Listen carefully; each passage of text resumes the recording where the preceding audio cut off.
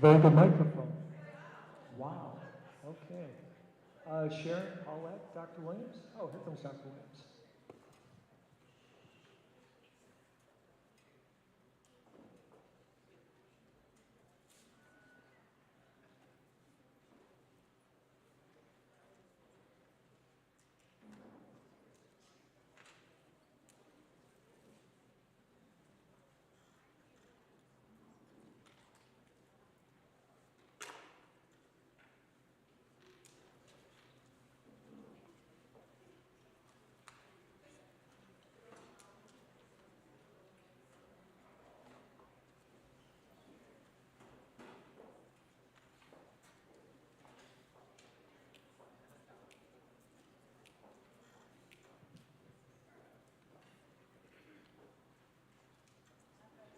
Okay, let's try this again. All right, that's much better. Welcome, everybody, to the Park District, Southside, one of my favorite schools. You'll often see me out back on the track doing laps. But it's a wonderful location. I hope that you're enjoying your time here and that you've had the ability to see what a gem this is in the Buffalo Public School District. And I'd like to welcome you all to Wednesday's, November 16th, regular business meeting of the Buffalo Board of Education. So at this point, I'm going to call the meeting to order and ask everyone to rise for the Pledge of Allegiance. So if you could please stand.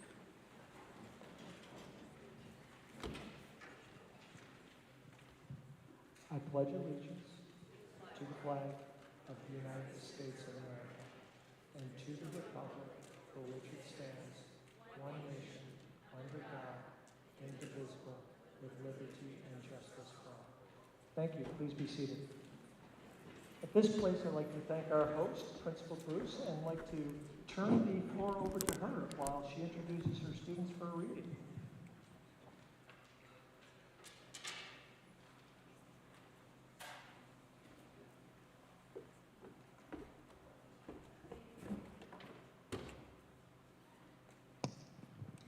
Thank you and good evening. Welcome to Southside Elementary, Buffalo Public School number 93. We are pleased to be hosting tonight's Board of Education meeting. A few important notes. Restrooms are located to the left and right of the side doors. To the left, they are around the corner. To the right, they are near the front of the building in that hallway. I would like to take a few minutes to share some of our school's demographic data. We are a community school and have begun our 7th year as such. We serve 903 students in grades pre-K through 8, and there are 17 languages spoken by students and families at Southside, with English, Arabic, Spanish, and Bengali being most represented. At this time, I would like to introduce 4 young women in our 2023 grade 8 class. I beam with pride as I reflect on each lady's personal journey. First, I would like to call Emma Golden.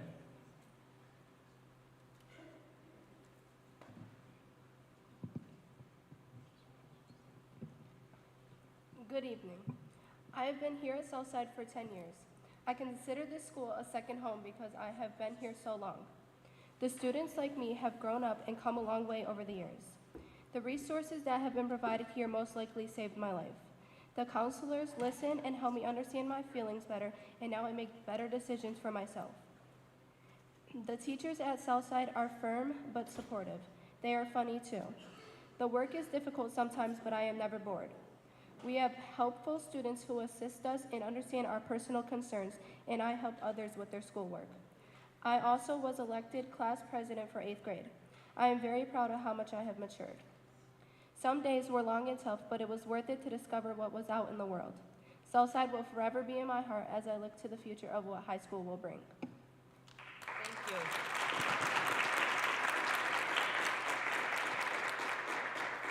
Next, I would like to introduce Salima Mohammed Ayub.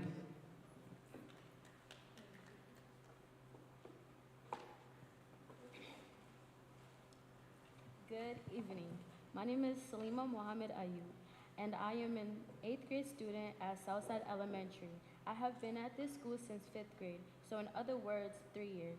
I like how the school has changed. For instance, we have now the opportunity to have a class president and vice president because of the new student council, something I am very proud about is that I ran for communication director in 8th grade.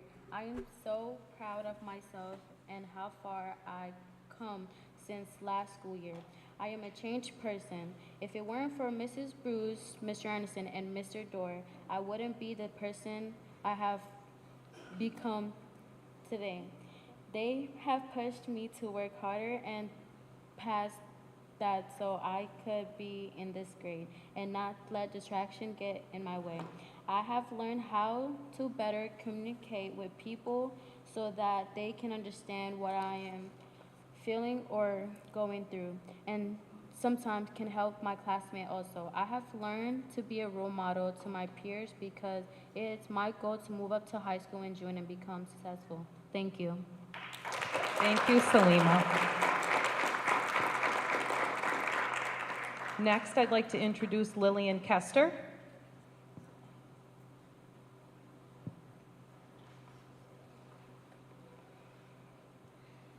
Hello everyone, my name is Lillian. Hello everyone, my name is Lillian. I am a student here at Southside. I just want to take a minute and let you know how amazing this school is. I've been here since pre-K and this is my last year here. This school is truly remarkable because all the teachers help the students as much as they can, especially Ms. Bruce and Mr. Anderson. They make this school a safe place for everyone. No one ever has to worry about being in harm's way. Our teachers have been involved in our study, helping us figure out what high school we would like to apply to and get accepted to. They have been preparing us for high school and they push us to do our best and reach our potential. Lastly, our janitors make our school so clean. We appreciate an organized learning environment. Thank you all for your time. Thank you, Lillian. And lastly, I'd like to introduce Savannah Starks.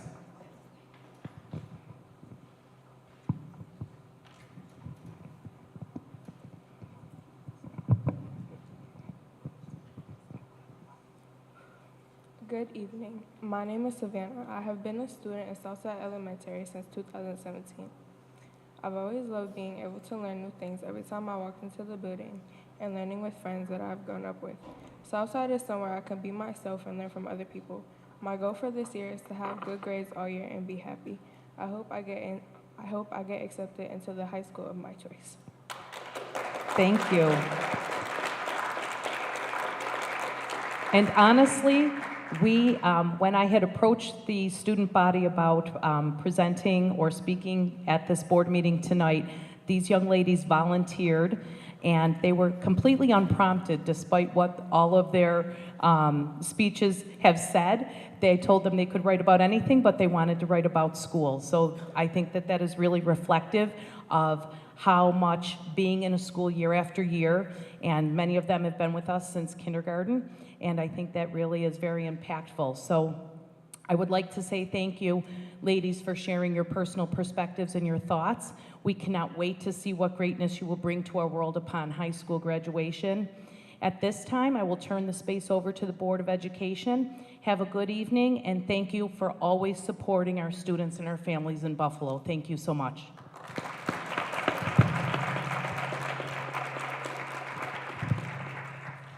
Thank you.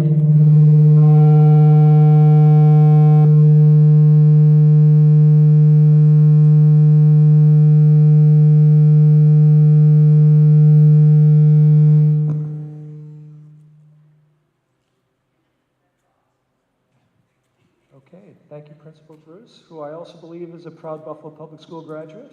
Yes, South Park High School. There we go, yes. South Park's in the house. Okay, at this point, I will turn it over to Dr. Williams for board recognitions. Dr. Williams, the floor is yours.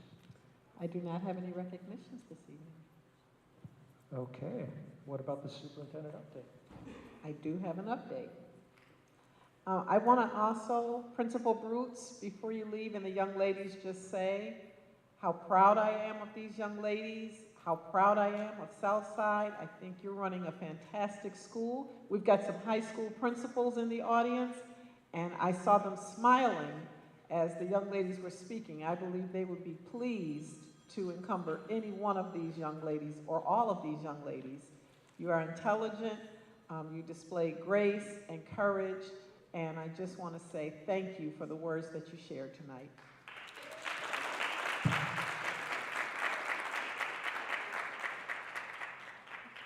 Okay. So I want to begin by saying that I believe that we have one of our board member elects. We recently had a board election, and we have one of the elected members here in the audience. If she would stand, Mrs. Teresa Drillings Shuda, congratulations to you.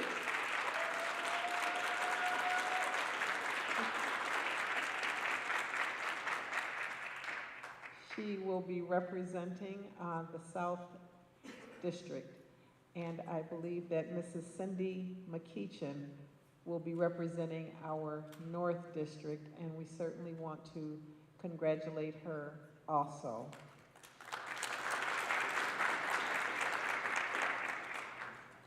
I'd like to ask a couple of our newer cabinet members that the board has approved already to come forward.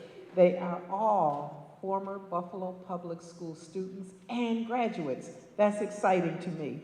So our first person that I would like to ask to come up, her name is Kim Tran. I just want you to see who she is. She's a graduate from Hutch Tech, and she is leading our media and marketing relations. In fact, today we started something called Wednesdays with Williams, and it's a 5-minute chat. And so instead of doing a written newsletter every Wednesday, I will be coming out with a video newsletter. And so we started today, and it was shared far and wide, and I think she did a remarkable job. So that is Kim Tran.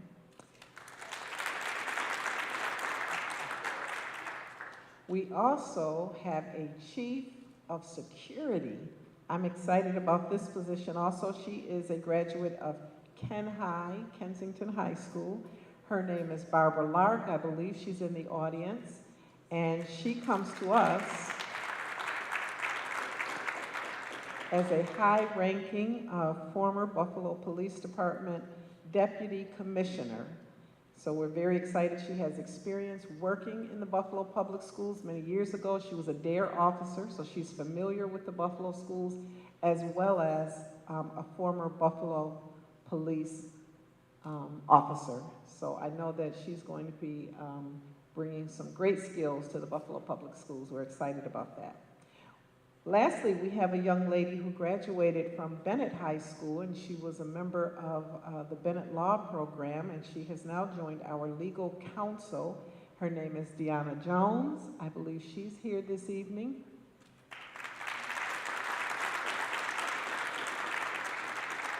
So there's a trend that you're seeing here, former Buffalo Public School graduates. They do great things, and we love when they join us, working with us.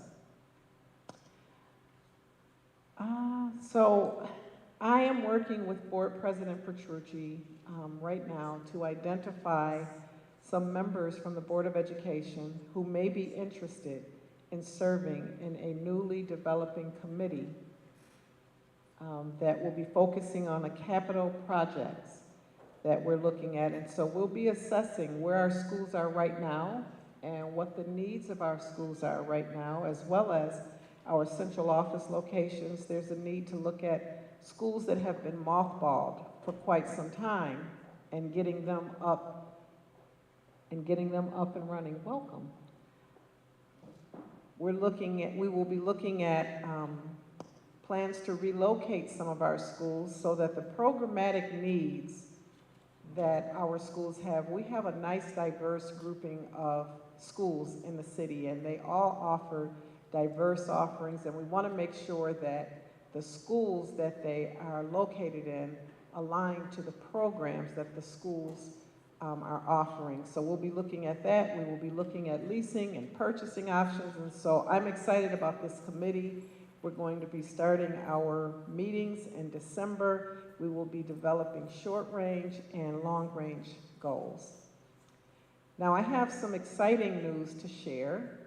And, you know, I know that our test scores from last year were not necessarily exciting. None of us were excited about our test scores, but there seems to be a narrative out there that Buffalo Public Schools, that our students are far behind everyone else, and that is just not true. And so tonight I need to share something with you. I felt compelled to share where our students landed as far as the ELA and mathematics scores that they got. And for ELA, Buffalo Public Schools did outperform the following schools: Cheektowaga, Maritime, Reach Academy, Buffalo Creek, Buffalo Collegiate Charter, Lackawanna, the Syracuse School District, Enterprise, the Rochester City School District, Charter School of Inquiry, and Persistence Prep. So again, we know that our students are not where we want them to be, but we certainly outperformed some other districts. In addition, for mathematics, our students outscored Charter School for Applied Technology, Cheektowaga, Lackawanna, Buffalo United Charter School, Persistence Prep, Westminster Charter School, School of Inquiry, Maritime, Enterprise, and Buffalo Collegiate, as well as Buffalo Creek, and the Syracuse and Rochester School Districts. You want me to repeat the ELA and the mathematics? Okay. So last year on our New York State ELA test, our students in grades 3 through 8 outscored students in the following schools and or districts. Outscored. Outscored. Do I need to say that one more time? Buffalo Public Schools outscored Cheektowaga, Maritime, Reach Academy, Buffalo Creek, Buffalo Collegiate Charter, Lackawanna, Enterprise, School of Inquiry, Persistence Prep, as well as the Rochester City School District and the Syracuse School District.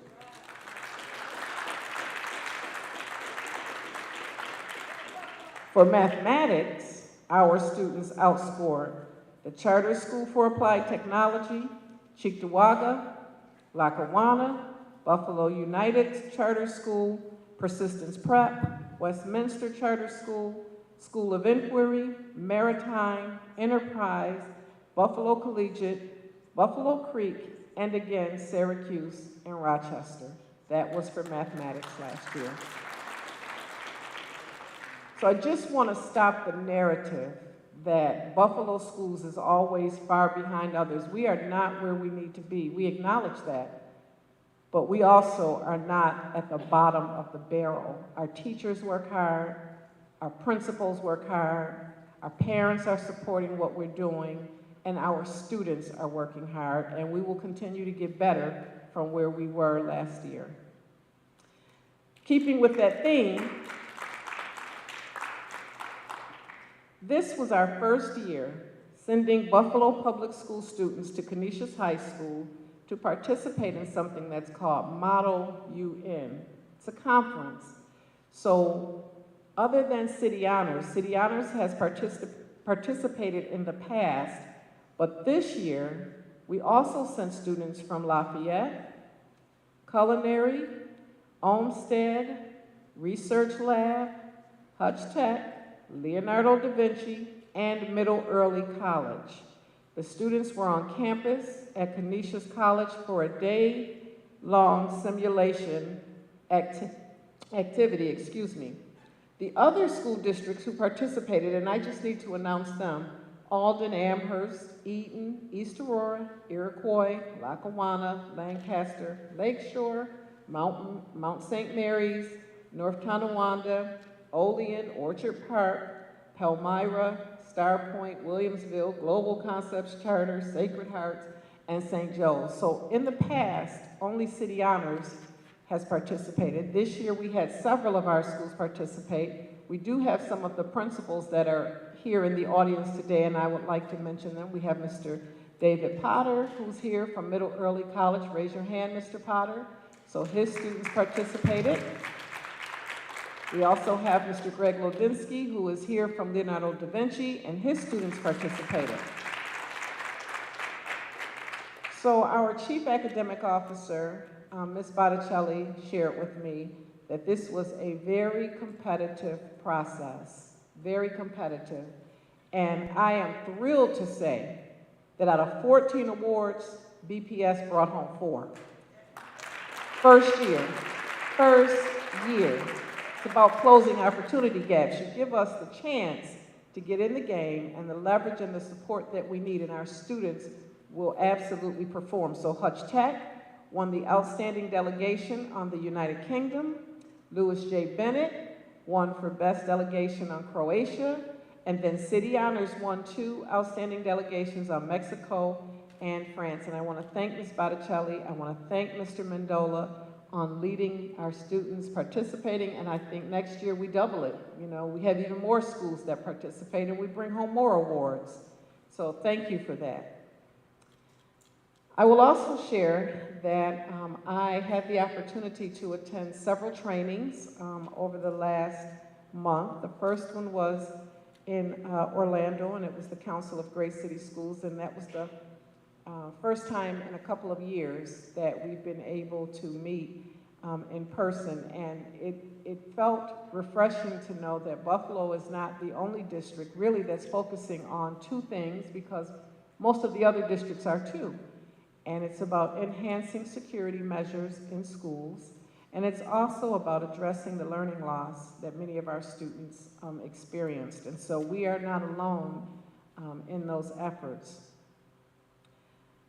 I also attended the New York State School Board Association meeting, and that was titled Together Again. And it was held in Syracuse, and it was very informative. It was a meeting of the Big Five, and Commissioner Rosa herself was there via video, but in person, Shelley Mayer was there, and it was quite something. She is very supportive of the work of urban districts, and I believe she was reelected, and so we're excited to continue our work with her. They did address some Section 6 concerns, and so it was a very good conference. And finally, I was able to attend a conference in Phoenix, and it was a national WASED conference, and we've had Mr. Klubeck, who is our representative locally. He's been before us explaining WASED and what that's going to do for the students in our district. We are the first urban district in the United States to take this on, and it's a STEM in the world, we are the first. We are the first. Buffalo Public Schools will be the first in the world who will have pathways for all of our children.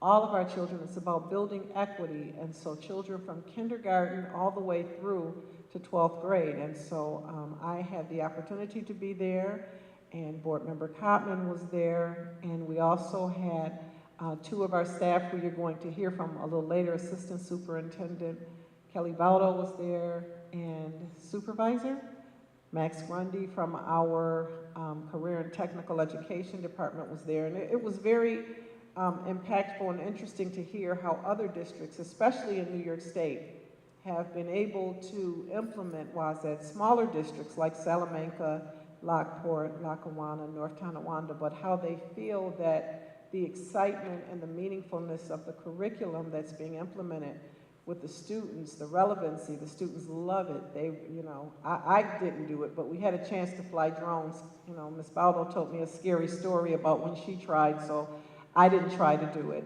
But it was I can see where the children get excited about opportunities to do things like that. So I'm going to ask Kelly to come up and to share just some brief words about the conference. And while she's doing that, I would like to just share that I know that we're all a little nervous about the weather. You know, it's been reported widely that we are expecting a pretty serious storm starting tomorrow evening. And so for tomorrow, we will be canceling after school activities, and it's likely that we will hold a release a little earlier because we know that some of our buses are out late in the evening, and we do not want any of our children to be hindered because the bus has not picked them up yet. So our Chief Operating Officer, Hills, is in, I think, minute to minute, because I'm getting text and emails from him. It seems like every half hour updating me on, you know, where we are with the weather reports. He's working very closely with the city of Buffalo to make sure that, you know, if we are going to need to close schools, that we're able to do so in a timely fashion. So I'll turn things over to Mr. Grundy and to Assistant Superintendent Baudo.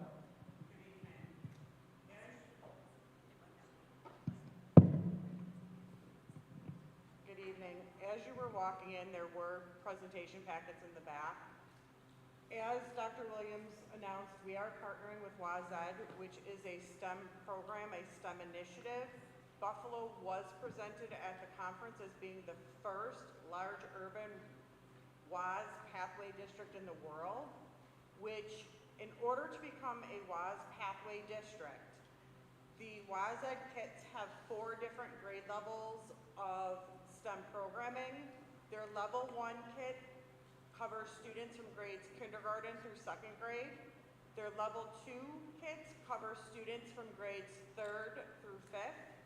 Their level 3 are students in grades 6 through 8, and then they have a level 4, which is high school kits.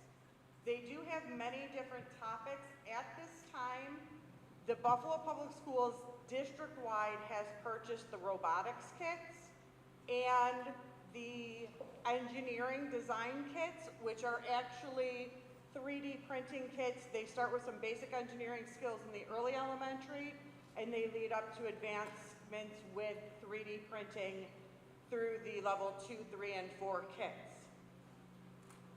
What is our implementation plan in the Buffalo schools?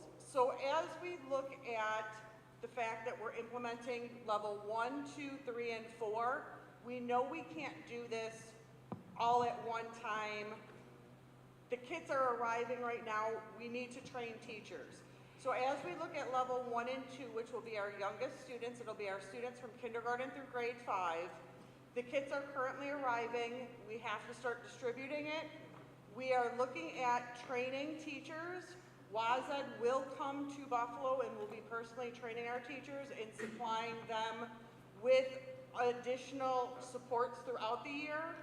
They will be here in January to train our teachers, with the anticipation that for kindergarten through 5th grade, district-wide, we will implement starting 2nd semester. We do have some schools at the current time that had purchased some of the materials prior to September. They are already starting to implement, but district-wide, levels 1 and 2, we are looking at a January training, all materials being in the district by December, with a 2nd semester start. I'm going to ask Max to speak about the level 3 kits, because we've currently infused level 3 into our middle level career and technical education technology classes. So he can speak a little bit to how the students are using them at the current time, and then I'll come back in to speak to level 4. Thank you, Kelly. Thank you, board. Thank you, Superintendent. Thank you everyone who's come to visit. Thank you. So at the 7th and 8th grade technology level, these kits have been implemented, the robotics engineering. The students begin on the computers after they've done orthographic and isometric drawings on paper. They move into doing this in a 3D modeling program called Tinkercad. All of our teachers were trained by WAZED on this. Then whatever they've been able to design in the 3D modeling kit, they're then able to send that over to a 3D printer. And every single school has a 7th and 8th grade in the district, has at least 3 3D printers. And so these are going to be constantly being used throughout the year.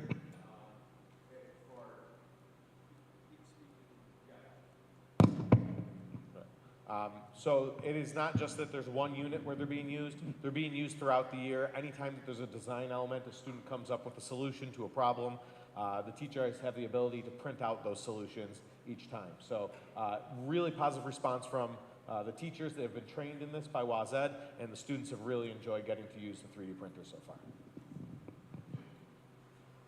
And then for our high school, for the level 4 kits that we're purchasing, these will not be implemented until the fall of next year. We are currently working to write a half-semester STEM elective curriculum, and that will actually allow students to take it for a unit of credit at the high school level and engage in the full curriculum. They will work with both the 3D printing and the robotics. The one nice thing about this is that even if the students didn't have previous exposure, they will be able to take it at the middle level or the high school level and not be behind, because there are some pieces of differentiation that we can put into it.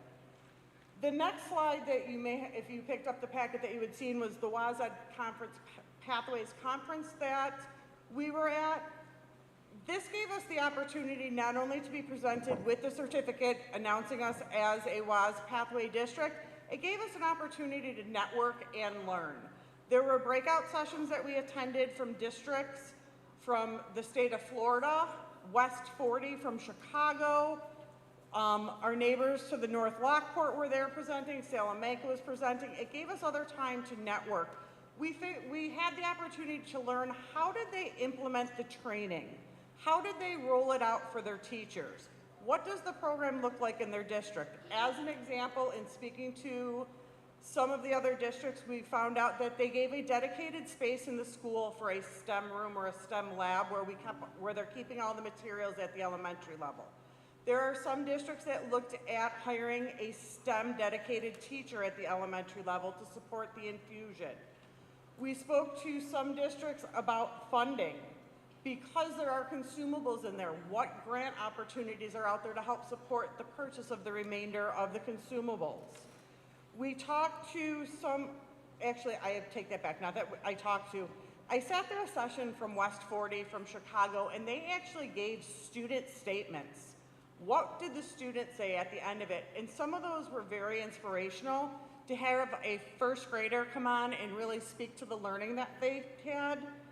So it was a very powerful time. The networking was probably the most impactful to give us different ideas of how to come back and how to implement. West 40 from Chicago talked about how they do it in their after-school program. They do 2 kits for this school year, one in the spring, one in the winter, and then they, the following year, do 2 different kits. But then they told me they went back to the first 2 kits, and I said, but you might have had students that were in kindergarten and then 2nd grade. The teacher actually showed me examples of how the 2nd grade students were now leading and helping the kindergarten and 1st grade students, so it gave them the empowerment of leadership.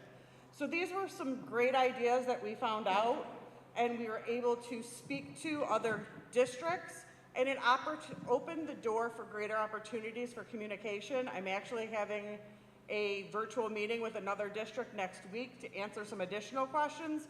So it was a very great learning experience.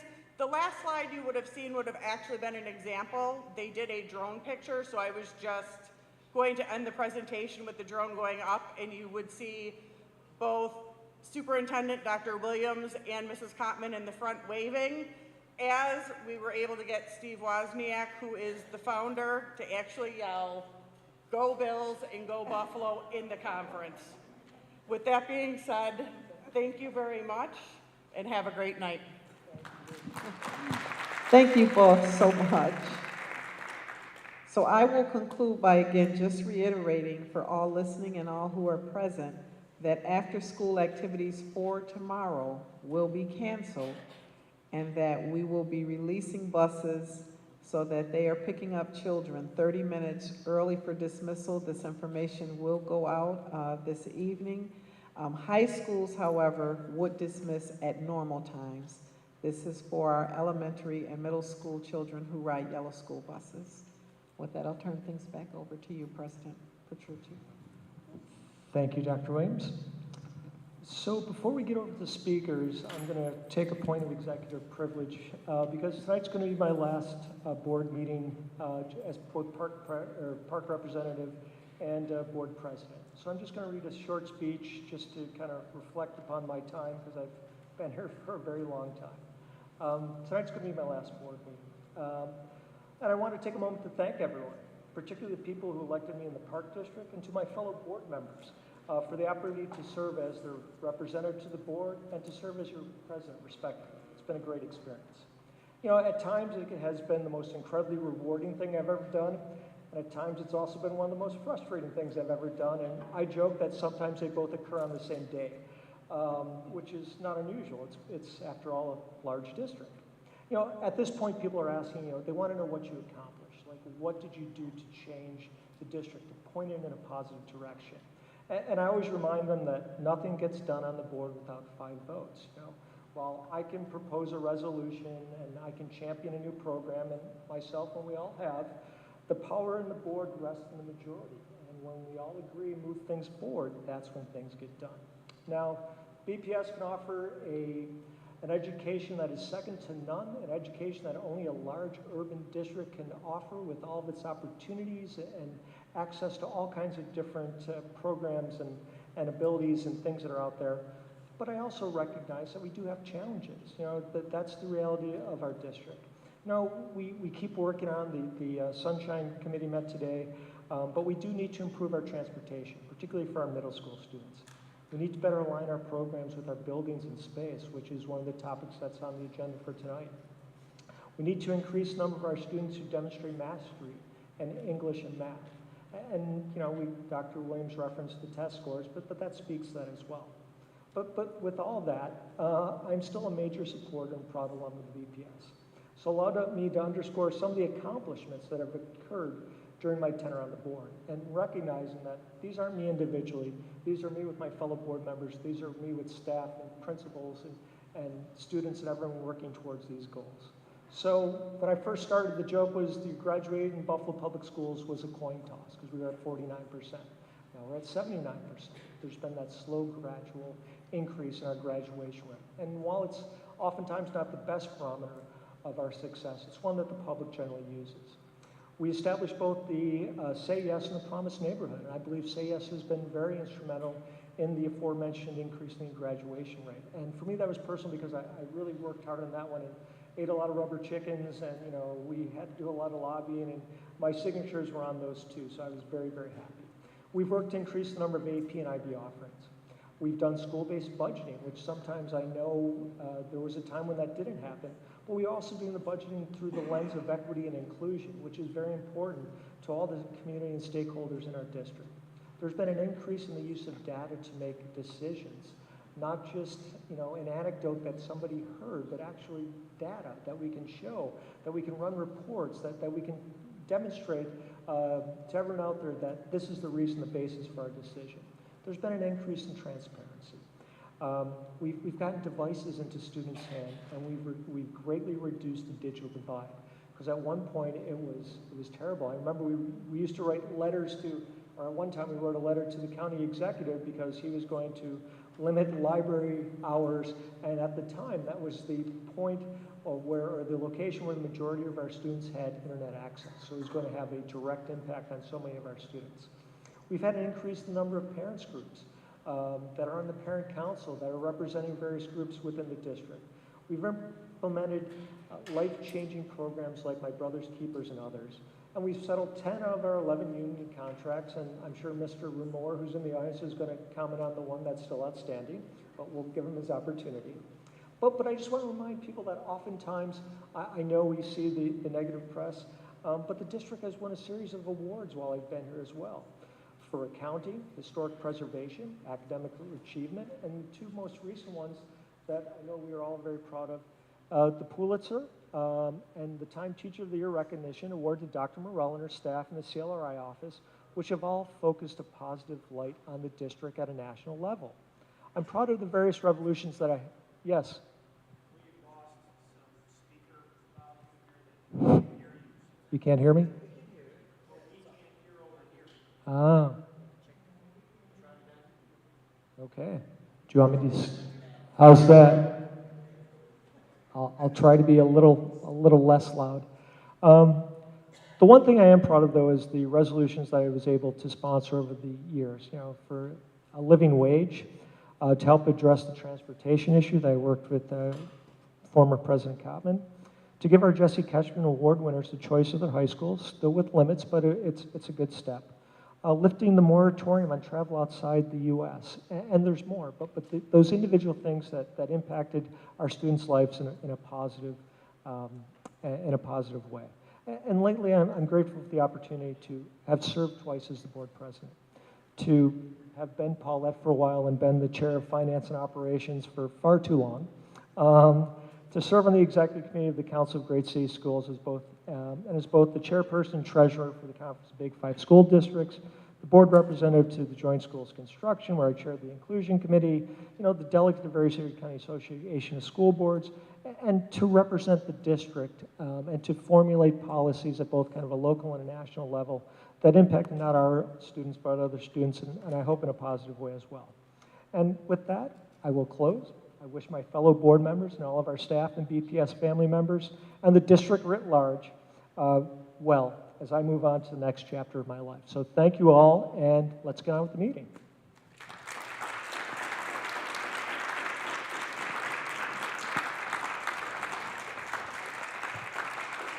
Thank you, but that is unnecessary, but thank you.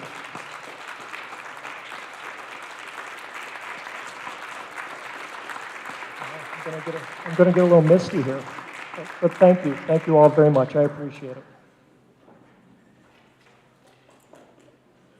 All right. Comments from speakers. Let me go to our guidelines. At this time, the board welcomes speakers who have signed up to speak at tonight's meeting. Please be reminded that all speakers' remarks must be limited to 3 minutes or less, not like my speech. We ask that speakers be mindful that this is a business meeting open to the public and televised locally. Attendees and viewers include persons from throughout Western New York, including children. The board asks that speakers conduct themselves professionally and that their comments remain civil and courteous, bearing in mind that they will be heard by people of all ages. This is an opportunity for Buffalo's residents to address the Buffalo Board of Education about issues that serve the public interest and the district mission. And the board asks that speakers demonstrate the appropriate decorum. Thank you. So our first speaker for this evening is Kate Hock. Is Ms. Hock here? She's coming.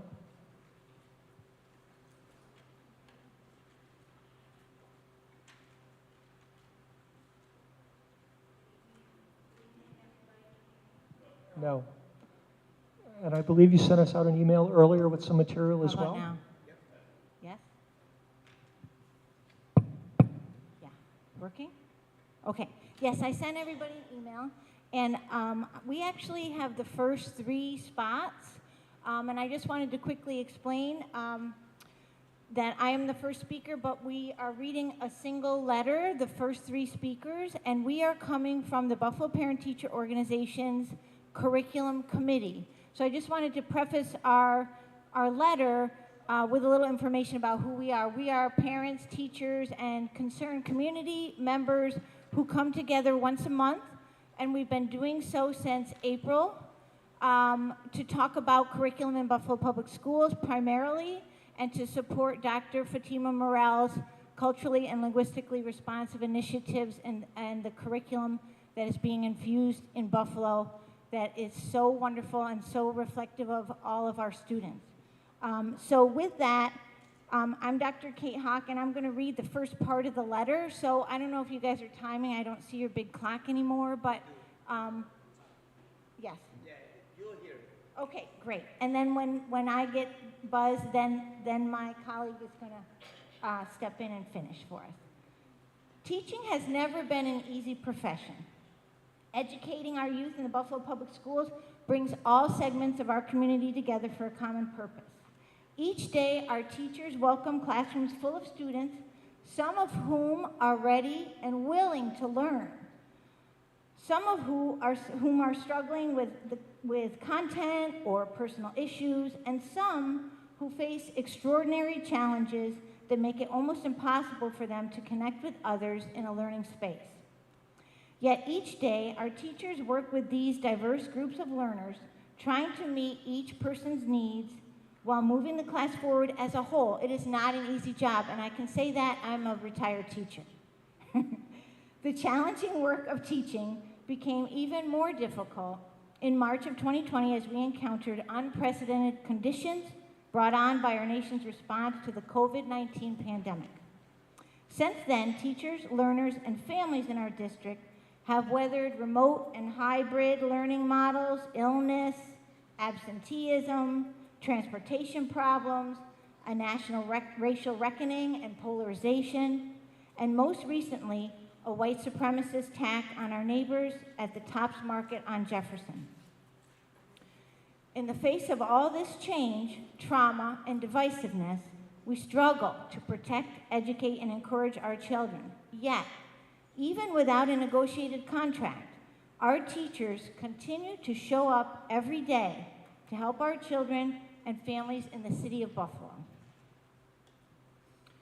We are not suggesting that Buffalo Public Schools are without problems within the teaching force. We know there are teachers not willing to embrace the tenets of culturally and linguistically responsive teaching and learning that help our children see themselves in the curriculum. Accountability to a standard of excellence for our young people can be challenging, as deficit thinking is hard for some educators to recognize and address. We understand that for some, teaching is just a job that pays the bills and not a passion. We empathize with many of our teachers who are simply drained and feel defeated. It seems no matter how hard they work, problems continue to accumulate. But educators need to know they matter and they are making a difference in the lives of our children. We have a colleague, Charlie, who is going to take over the second part. Charlie, are you here?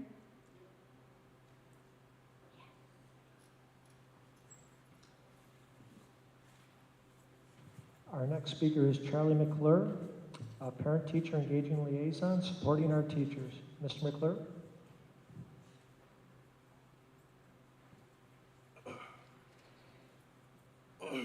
Teachers play a vital role in the lives of our children. Mutual trust and respect are necessary to strong relationship building across Buffalo Public School communities. Parents and teachers are models for our children, so we must work hard to understand each other and establish such trust and respect. We believe that authenticity, thoughtfulness, humility, passion, and love are the keys to nurturing young people in our schools. Just as our children need improved mental and emotional health support. Mr. McClure, some people are having difficulty hearing you. Sorry about that. We believe that authenticity, thoughtfulness, humility, passion, and love are the keys to nurturing young people in our schools. Just as our children need improved mental and emotional health support, our educators, parents, and family members do as well. Increased mental health services across district and city are of paramount of importance, not just after national crises. We also have very high numbers of casualties every year, and the children who are having to deal with this and go to school do need support. So somebody is a new youth mental health advocate certified. That's something that I'm pushing for in our schools as well. That should be a common practice, not just an emergency. But we do want to thank and acknowledge the impact of the work that our teachers are doing that will help make stronger connections and help our district, our city, and support our families. Equitable contract that honors their work and attracts more excellent educators to our district. Attracting and keeping top talents mean educator salaries that help combat high inflation, educators with more autonomy and control over their classrooms, and careers with greater input into curricular and assessment requirements, along with increased support from building and district administration. With these factors in mind, we encourage the Buffalo Teacher Federation and the Buffalo School District to bargain expeditiously and in good faith to produce a contract that benefits all of us.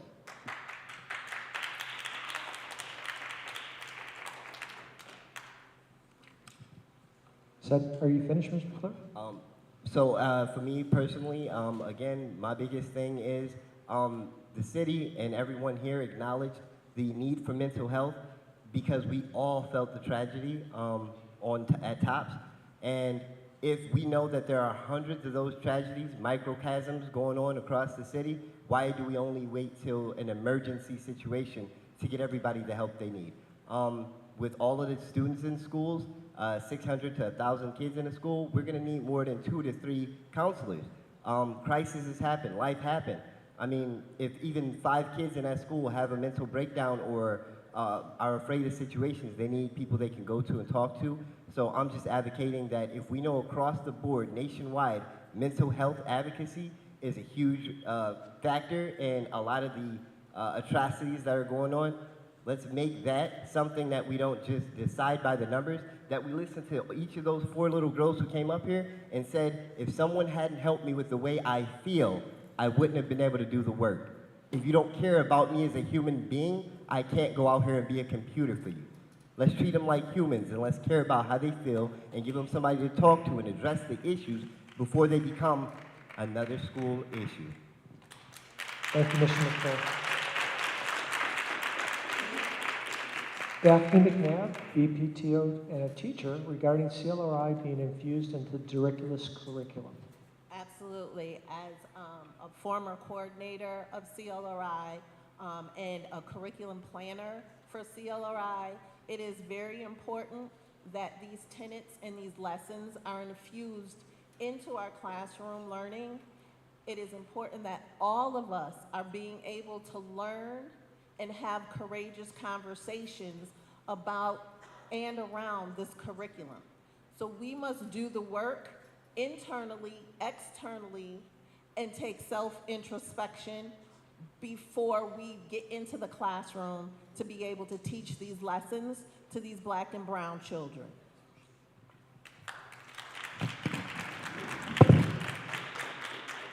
Thank you, Ms. McNabb. Next up, we have Ed Spidell, a frequent flyer here at the Buffalo Board of Education, who is a parent who is going to speak about equality.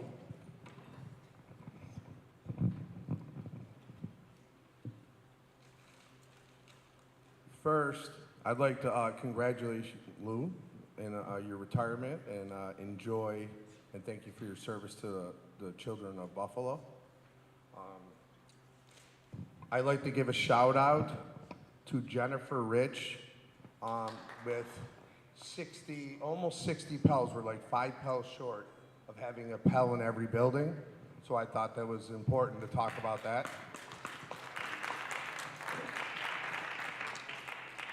So for the last couple of years, we've been coming here and we've been talking about transportation. And we've struggled to approve a motion for transportation. It took us well over a year to get to approve it. And we approved it for like just under $1 million.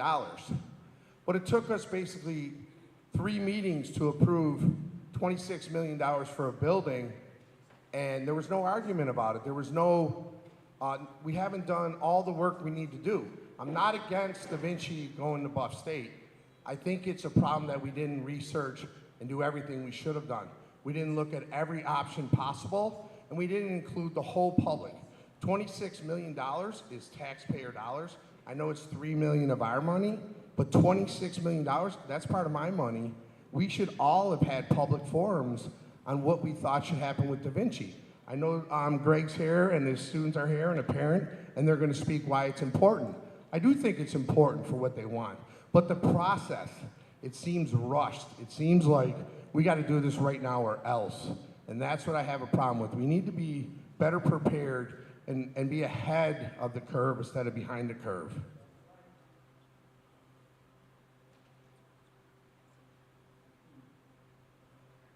And the last thing I want to add is that we had a very heated and emotional and productive Sunrise Transportation meeting today. And I'm hoping out of that we're going to get it moving forward. And anybody who has a challenge to that, I ask you to drive around the city and see the children that are stuck on the corner that are not our children. It's easy for us people who have cars to get our kids to school, but we have hundreds of children stranded on street corners with no idea when their buses are coming, so we have to move forward. We can't just sit back and maybe do something, maybe not do something. We have to be aggressive in supporting our students. They're not getting to school on time, their day is cut short early, they're losing educational time that they deserve. It's their constitutional right. Thank you.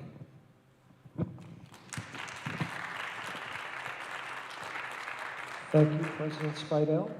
Next up, we have from Riverside High School, Mark Bruno, parent, teacher, regarding the state-of-the-art BPS Student Support School.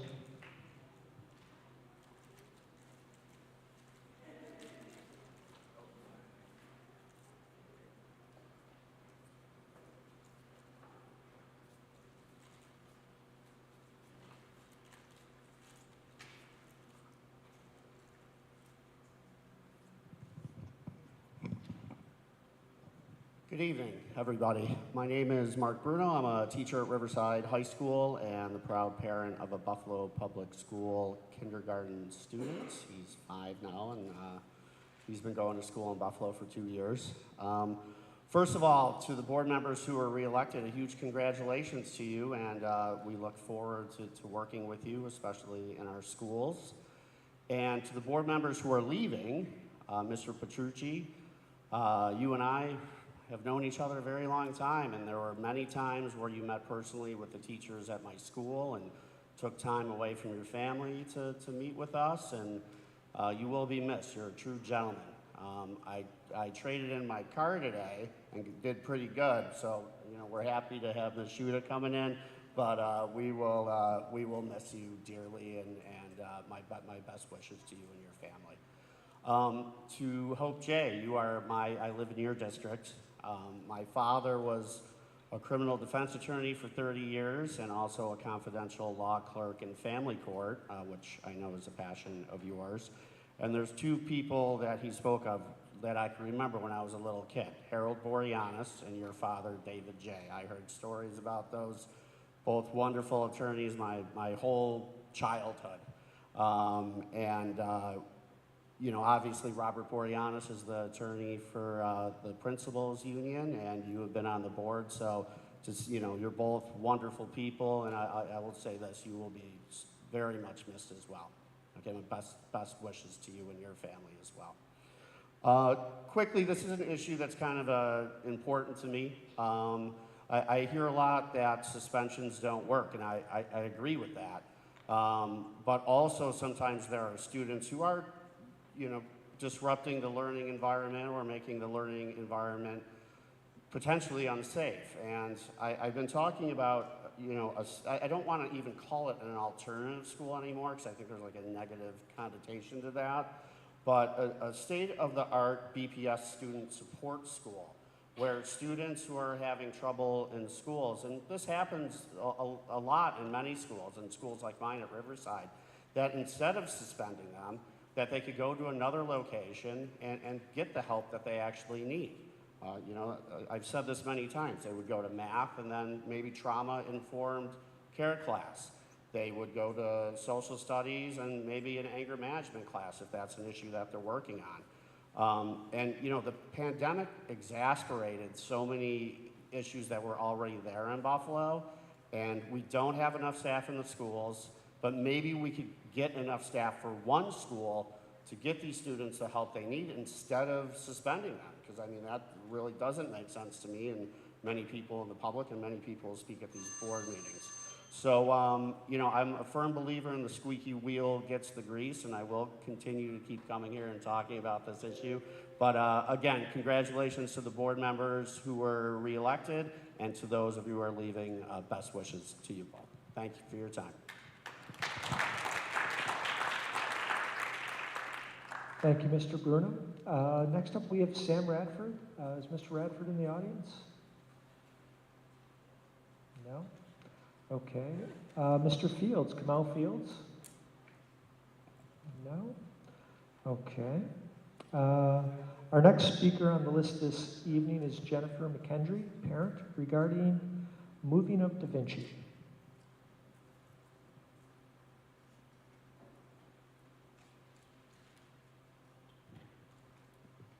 Good evening.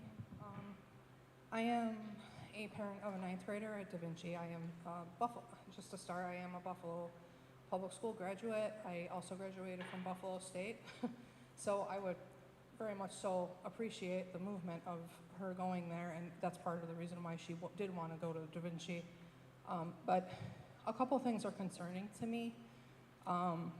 She did spend a whole year last year aspiring to go to Da Vinci. It was a first choice school for her for a multitude of different reasons. I do live on the Lower West Side, so going to a different school might cause transportation issues for me and my family. And she chose that school for a reason. And now she's faced with, should she transfer to a different school because of our transportation issues at home, and her not wanting to take or being able to take 2 to 3 she does help with childcare for me. I'm a mother of 5, and they do go to the Buffalo Public Schools all over the place. She doesn't want to take a commute home of over an hour to go to South Buffalo or wherever else she might have to go to take more than 1 or 2 buses to get there. And so that's why she chose Da Vinci as a school around the corner from my house. And it's concerning to me that the plan is not solidified yet, because it concerns me as a parent and in watching what my daughter is being tormented with right now. She put in an application yesterday to transfer to a different school, which is totally against what she had aspired to do. She was one of those 4 girls last year that was putting in an application just like these girls right here, and she was like, this is what I want to do, this is where I want to go, this is what I want to be, and now that is completely torn to shreds, and she is putting in applications, scrambling, trying to find a place to be near home, okay? And so she was in tears for about 3 hours last night after she turned in her application, and I've been in talks with her guidance counselor on a daily basis on trying to figure out how I'm going to help my daughter through another year of trying to figure out what she's going to do and where she's going to be. And she went through this last year. She found out she was going to Da Vinci. She was elated. I've never seen my child so happy in her entire life to get something that she wanted and she actually aspired to do. And now it's being questioned, okay? And not being able, and being moved and juggled around to different buildings and not knowing what the actual plans are. And as a parent, I'm concerned about that. I'm concerned about where my daughter's going to be, where she's going to be juggled around to between buildings to try to figure out plans. And I know that there's a lot of money and politics and all kinds of things that go into that. But as a parent and as my daughter, and I wish she was strong enough to come up here and talk to you, because she is really concerned. And all of the students that go there are concerned. The parents are concerned. The teachers are concerned. We're wondering what is going to happen. So I just hope that it's a priority. Thank you. Thank you for your comments and concerns, Ms. McKenzie. Next up, we have Zariah Shadwick, student, regarding moving Da Vinci. And if I mispronounce your first name, please correct me.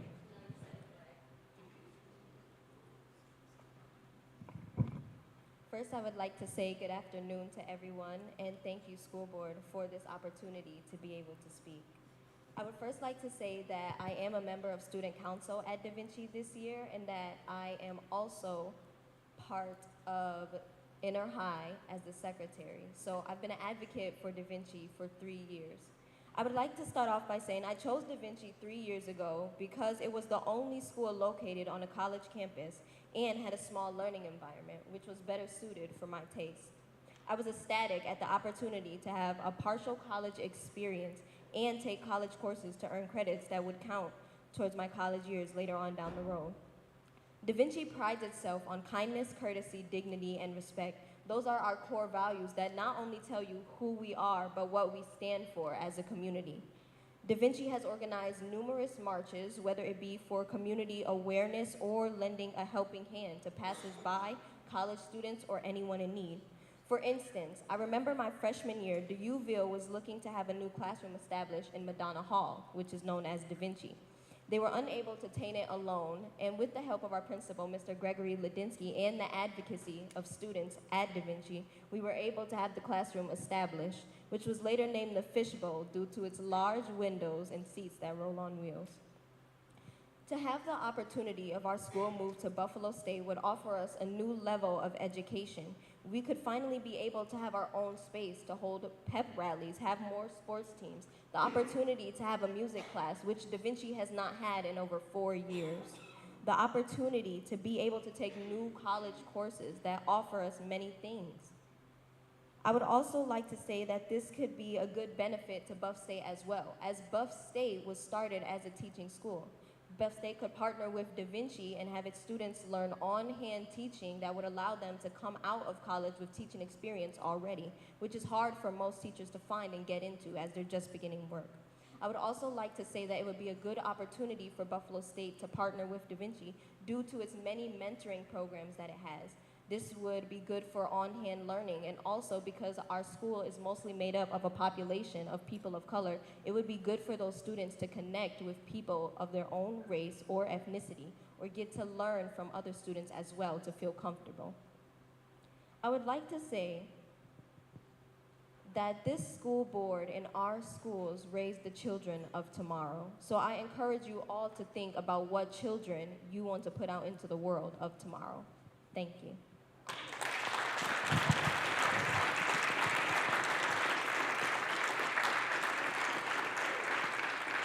Thank you, Ms. Shadwick. Next up, we have Dan Krakowiak, a teacher regarding moving to Vinci. My name is Dan Frankowiak. I teach music at Research Laboratory High School for Bioinformatics and at Leonardo da Vinci High School. I'm here to speak in favor of moving da Vinci to the Buffalo State College campus. I recently completed training for project-based learning at Research Lab. I saw this as a fantastic opportunity to partner with my alma mater, Buffalo State, to provide a hands-on learning experience to my Research Lab kids. These students will have the opportunity to learn songwriting processes, performance skills, and sound engineering from students in Buffalo State's digital music production and music teacher preparation programs. Aside from the quality and caliber of the students in these Buff State programs, Research Lab students will have the opportunity to use Buff State's state-of-the-art facilities, including Simonelli Recital Hall, as well as their recording studio. Without the Buffalo State partnership, these experiences could quickly run into thousands of dollars, if not tens of thousands of dollars, if they'd be available at all. Were Da Vinci to be located on Buffalo State's college campus, these kinds of experiences would be available to my Da Vinci kids on a regular annual basis. This is also just my perspective as a music teacher.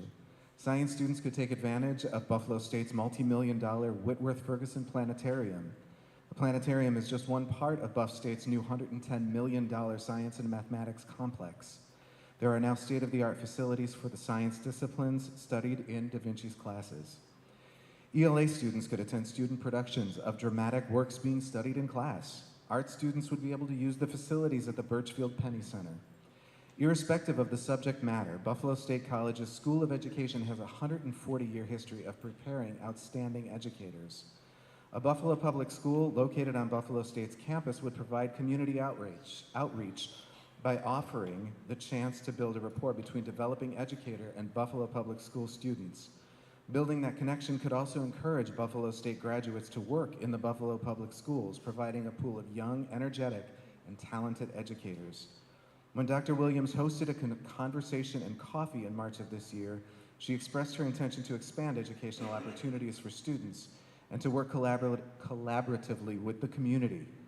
Moving Da Vinci to the Buffalo State College campus is a once-in-a-lifetime chance to help achieve those goals. Additionally, Buffalo State College is SUNY's only urban campus. This provides an additional unique opportunity for urban public school students to learn on an urban college campus. In 2005, Tim Burton made a new film adaptation of Roald Dahl's novel, Charlie and the Chocolate Factory. For those unfamiliar with the work, Willy Wonka opens his chocolate factory by offering a tour to 5 people, any 5 people in the world. Winners were chosen by way of golden tickets wrapped with Wonka's candy. Charlie Bucket, living in abject poverty, happens to find one of those coveted golden tickets. He tells his grandfather, "We should sell the ticket because of all the things that money could buy. How silly it would be to give that up for something as common as money because there's plenty of money out there. Don't let money hold up this decision."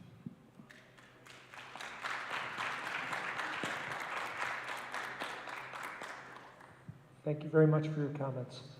Next up, we have Mitchell Berry, a teacher, regarding New York State Connect Kids to Park grant. Mr. Berry, the microphone's yours.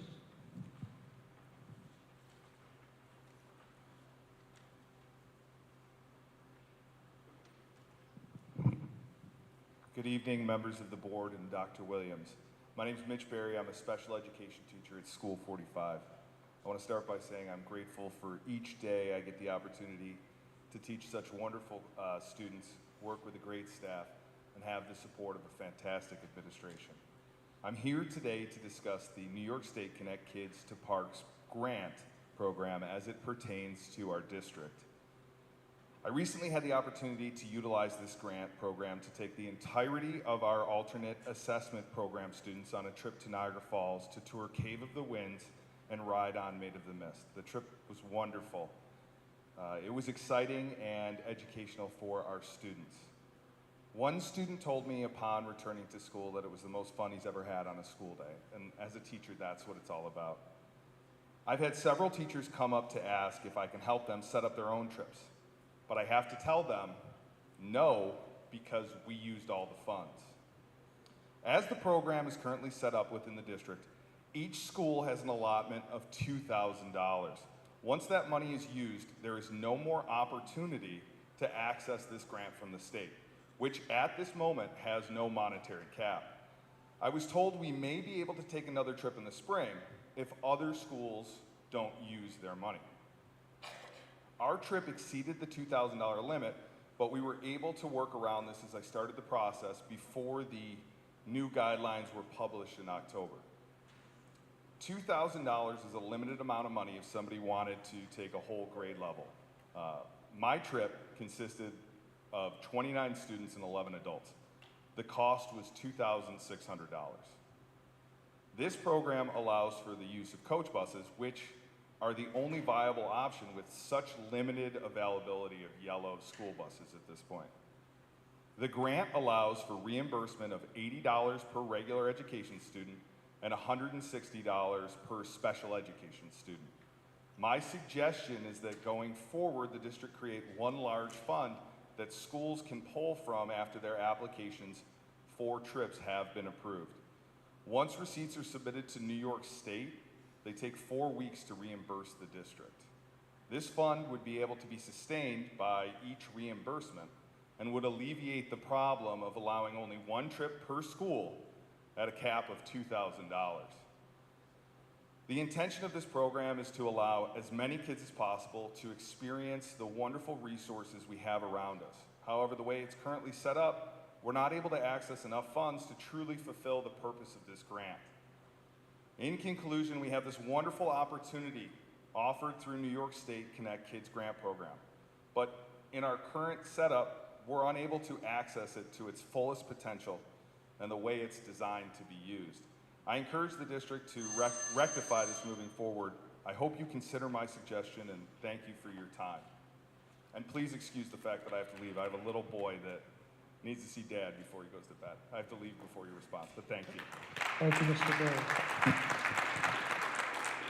Next up, we have Khadija Hussein, caregiver, regarding student voice.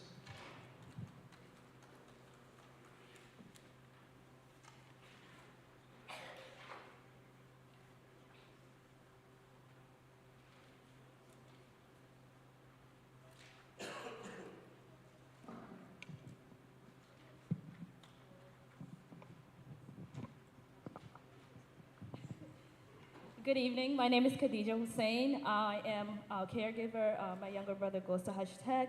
And I'm also here as a community member, community health worker, and family advocate with an organization called Connect. What we're doing today is we brought out a couple of our community health worker students and trying to just amplify their voices. And a lot of things that our students struggle with is things they want to tell the district and people what's going on with their schools so changes could be made, but they do struggle with coming out here by themselves. So we decided to come with them and have them express what's been going on with their schools to you guys tonight. So I'm just going to start off with one of our superstars, community health worker students, by sharing what's her name, her grade, and what school she goes to. My name is Lamia. I'm a junior in middle early. I'm 17 years old. So Lamia, if there's anything that you can tell the board today, what it would be about your school? I feel like personally, like the school and this whole system, like is just really unfair. It just automatically like just shuts out youth mental health. And so that's just like, and especially teachers doing that and people not being aware of it, and as much as the kids speak up, it's not being taken seriously or really heard or listened to. So do you mind sharing an example of what you just say? What is things that are going around in your schools that make you feel like teachers do not care about your mental health? Like there's some like in my eyes, I've noticed like there will be times where if a kid is in distress or just something like not just doing schoolwork because of mental health and whatever's going on, instead of teachers or any adult in general asking like, okay, what's wrong, what's going on, this, that, they perceive as that kid as a lazy kid or not trying to do work. And then when teachers start perceiving looking kids like that, then they automatically not care because they think that we're not trying to do anything and not try. So then it's like that we're not given a chance to prove ourselves that, okay, we're these students and that we're trying. It's automatically, oh, you guys are being lazy, not turning in work on time. And it's just like, you know, then it's like when we try to speak, it's like, no, there's no excuses for it. So, do you feel like your school is a safe place? Now, me personally, at first, I had no comment on that, but now I feel like I'm really like not as safe because back in September, there was like a situation going on around like our school, and so there was police, ambulance, everyone around, so the school had to go lock down for it. So, but there was kids still like around the school that the school just shut the door out on the kids, and the kids had to be out there from 20 to 30 minutes all alone. So it's like, what if the kids were in danger?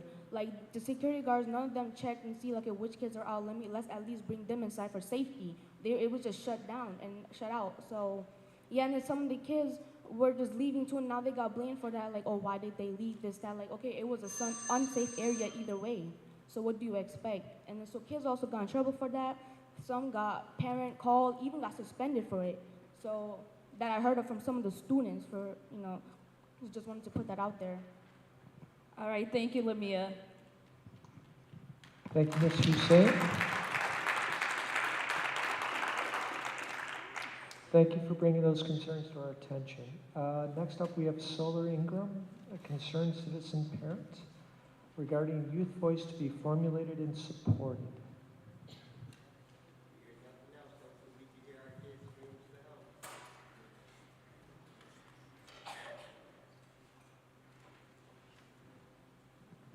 Good evening, and congratulations to everyone who will continue to serve.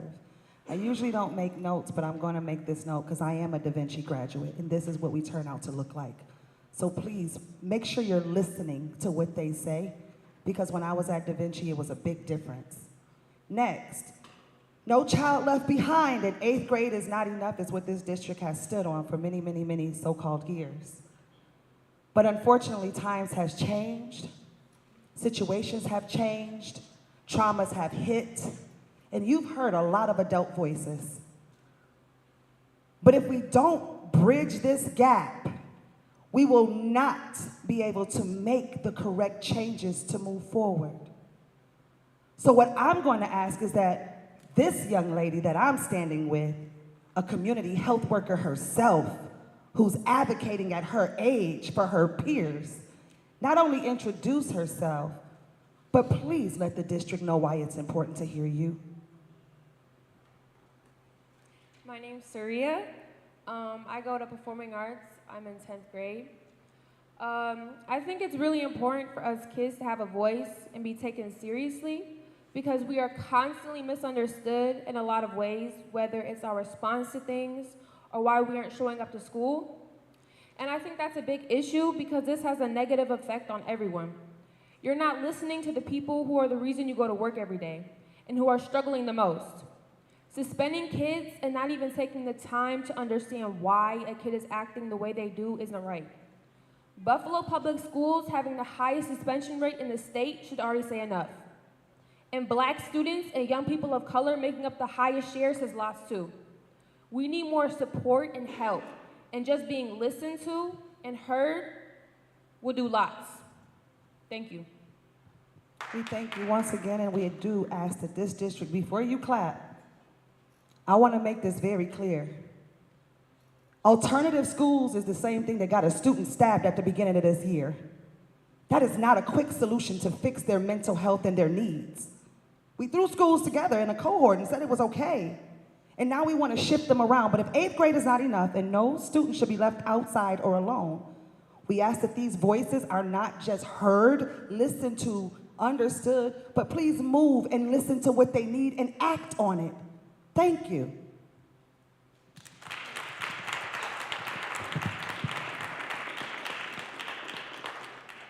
Thank you very much. Next up, we have Dayatra Hassan, Parent Wellness Policy.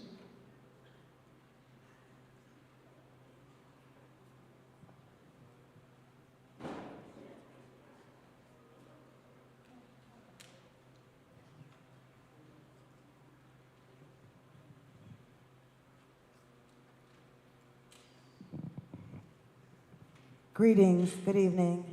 My name is Dayatra Amber Hassan, and I am a community health worker, and I'm with the Community Health Worker Parent Association. And I have a bright, beautiful student community health worker with me, and I would like for you to introduce yourself. My name is Janique Allen. I go to Bennett, and I am 17 and a senior. And a senior. And can you tell the folks what your favorite thing about school is? I honestly don't have a favorite thing about school, to be honest. It's okay, we being honest, we being honest. So let the board know what you think is important while we're here with this microphone. What is the most important thing in your school experience? Me personally,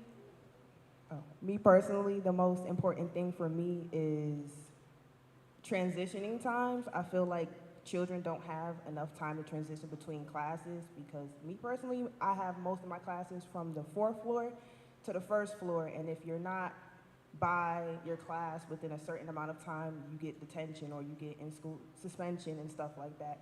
And I've seen children running and having like basically panic attacks because they're not in class at the time they're supposed to be in class, and they know they're going to get yelled at and they know they're going to get in trouble.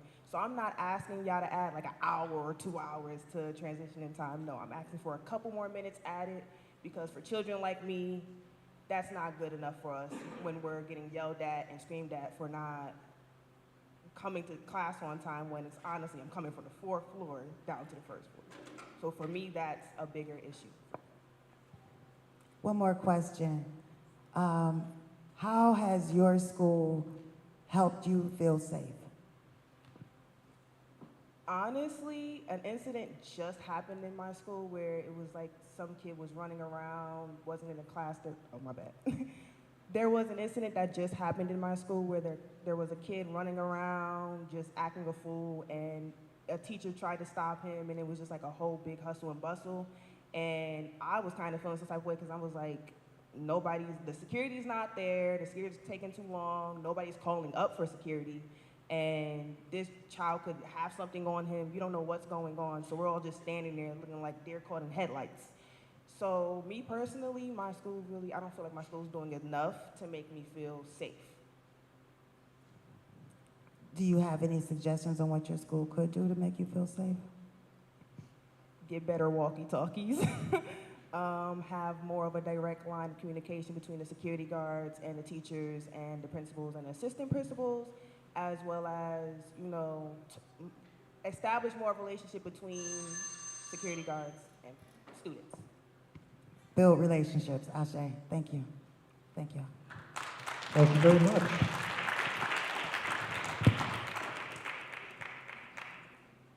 Okay, next up we have Michelle Hall, teacher, regarding WASED and other district positives.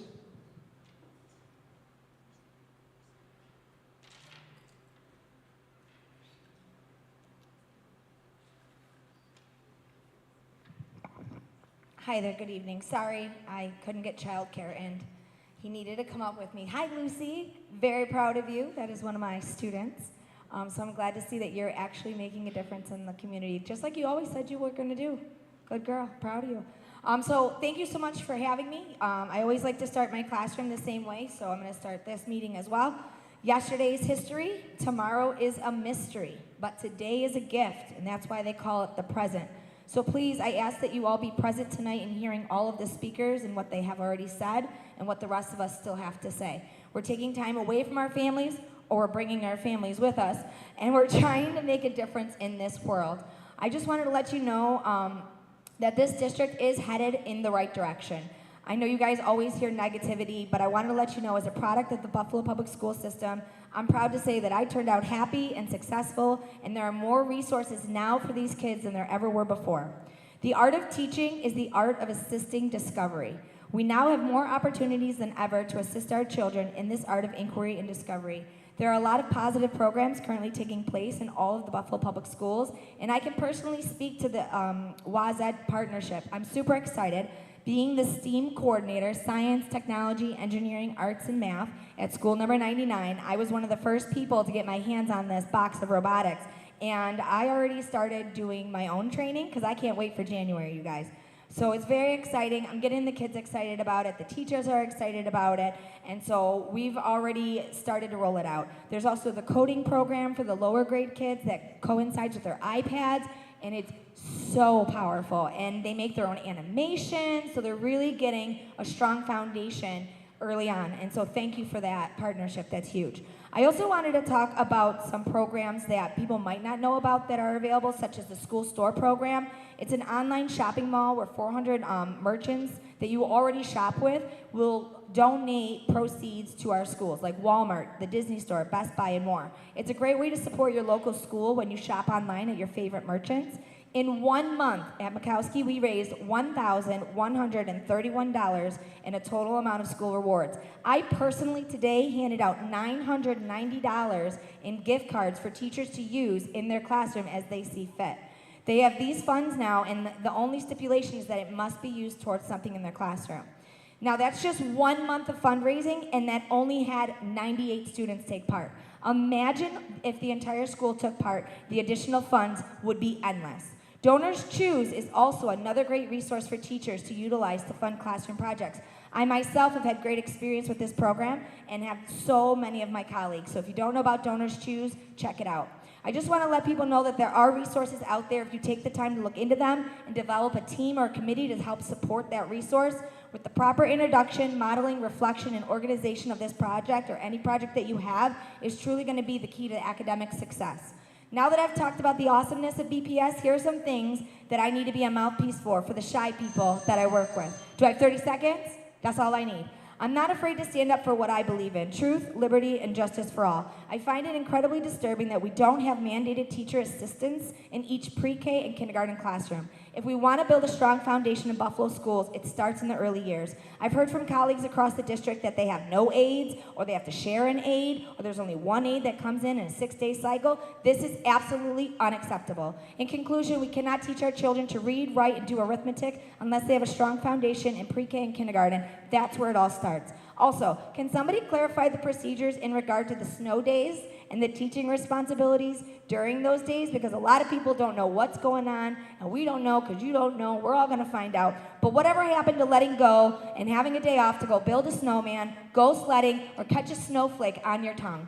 Virtual instruction during snow days is not working, and that is the bottom line. Wi-Fi signals are weak or non-existent. They have no chargers, or they forgot their iPads. And the list can go on with other reasons why. But let's get back to basics and enjoy the little blessings falling from the sky and embrace the snow, Buffalo. I'll see you next month. I got more to say. Have a great day. Say bye-bye. Bye-bye. I thought I spoke fastest, Hall. You have me beat. Next up, we have Jessica Bauer-Walker, parent, regarding a student voice.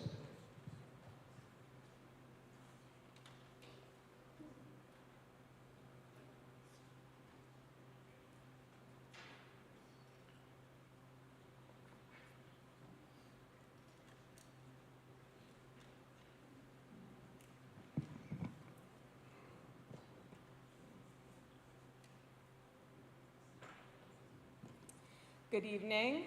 Wanted to congratulate board members who are re-elected and thank Mr. Patutri and Ms. Jay for their service. Best of luck to you. I am here with one of our student community health workers this evening. Could you please introduce yourself by your name, your school, and your grade? I am Sangam Briley. I'm from MSD High School and I am a junior. And can you tell me what do you like about school? My favorite thing about school is my friends and the sports I play, like soccer, bowling, baseball. And you do pretty well in school, right? Can you tell us what your GPA is? My GPA is 96. Okay, so this is a bright young man. Yes, let's give him a hand. Can you tell us what happens at school, what measures are put in place to keep you safe? So first thing in the morning, they check our book bag. They have a big line outside the school. They check our book bag. They want us down. Then they let us inside. After that, we can't have our puffer jacket inside the school for safety reasons. Okay, do you think that makes you safe? I think puffer jacket rules is not very logical because it's just a jacket. If it's cold outside, you have to wait while you're getting wanded and waiting for that? Yeah, yesterday I had to wait like 20 minutes outside. Okay, and it's pretty cold right now. What happens if you're late to school? If you're like late, you go home back. If you don't have like a doctor note or some kind of excuse, you have to go back home. They won't let you in. Okay, so if a student is late to school, you told me before past 10 o'clock, you have to go back home? Yes. Okay. What's one thing you would like to see change about your school? Cleaner bathroom, better food in cafeteria, better relationship between teacher and students. Okay, so this is a brilliant young man who goes to MST, sharing some things he likes about school, also some challenges. Want to lift up, it sounds pretty problematic that if a student who gets to school late and doesn't have an excuse, which we know many of our students may not, is sent home.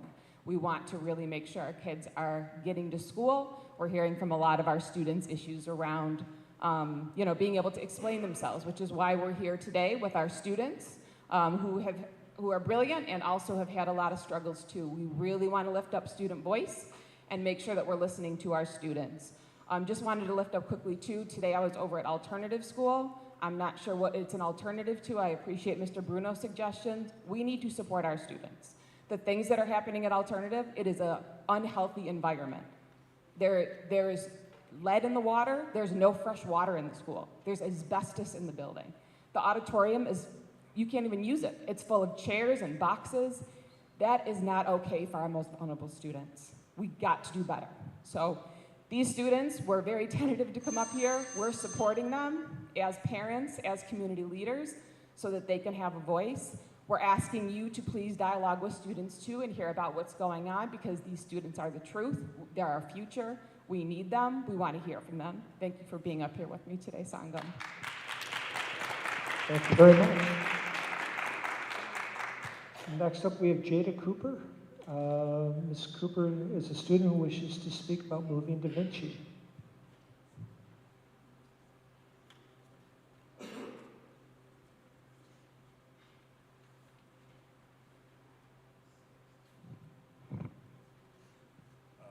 Let me say excuse the difference and congratulations to those that are staying and thank you for your service to those that are leaving. I'm Journey Cooper and I am the father of Jada Cooper, and I wanted to introduce her on the issue of Da Vinci moving to Buff State because my mother was Evelyn Cooper, which was her grandmother who also graduated from Buffalo State, and her aunt was Marva Jean Daniels. So the transition of them moving there would be a great thing, and it's something that I'm for. Thanks, Dad. I want to start by giving my thanks for being receptive to hearing my voice as a Da Vinci student. I would like to invite you all to an understanding of what our Da Vinci community is. We pride ourselves on kindness, courtesy, dignity, and respect. However, we have another secret value that others are not privy to, and that we as a whole are very academically compelled. I will not bash DUville, as I feel that they have done the best with what they've been given. However, it would be unenlightened of me if I did not acknowledge that we as a community have outgrown their institute as a whole. I'm sure I represent most of the student body when I say as students, we deserve the ability to grow to our fullest potential. And to be able to do that, we must be on a college campus that supports our students. Da Vinci, without being on a college campus, would just be any other high school. And as a student representative, the eliteness, prestige, and honor of having that exposure truly does inspire our students to further their education. And it shows them that they are truly able to achieve that level of success. And we are known for college prep, and allowing us to stay on a college campus would give us a true sense of what that transition feels like. Not just a 30-minute class on what college we should be going to and why it's good for us. most of the student body who signed up for Da Vinci did not just sign up for college credits, but for the true college experience. And I could not fathom or begin to understand that without that experience, that future students to come who are as academically driven as we are would be able to see that inspiration to continue their higher education. And we are students who are very driven, and we have been understanding through the hardships that we have faced while on the DUville campus, but we need the space to grow, and we will not be able to do that if we go backwards. And if we are put in a regular high school, that is exactly what we'll be doing. Thank you.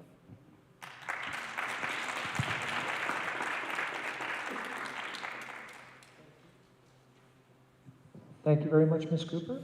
And we saved the best for last. Phil Remore, President of the BTF. Mr. Remore, the microphone is figuratively yours.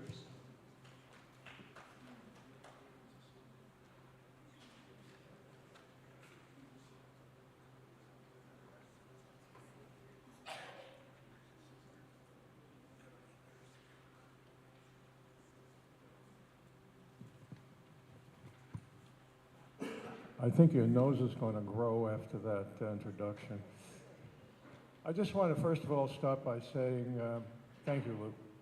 I think we've known each other long enough that I can call you Lou. I'm going to tell you folks, this is a special person because he's the kind of person that tries to build bridges. And ever since I've known him, he's somebody that wants to find a way to work together. And you know, that's a very special trait, and there's very few people that have that. But I just want to say thank you. Thank you for being there and calling me up short when I deserve to be called up short. But thank you, Lou. And you know, I just want to say also thank you to the students. You know, what you are doing here today is so very important. You make us teachers so proud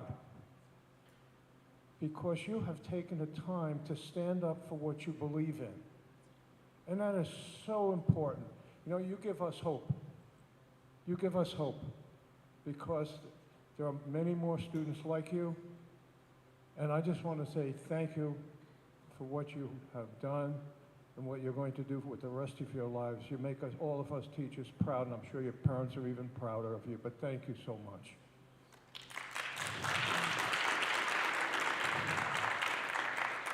That's what it's all about.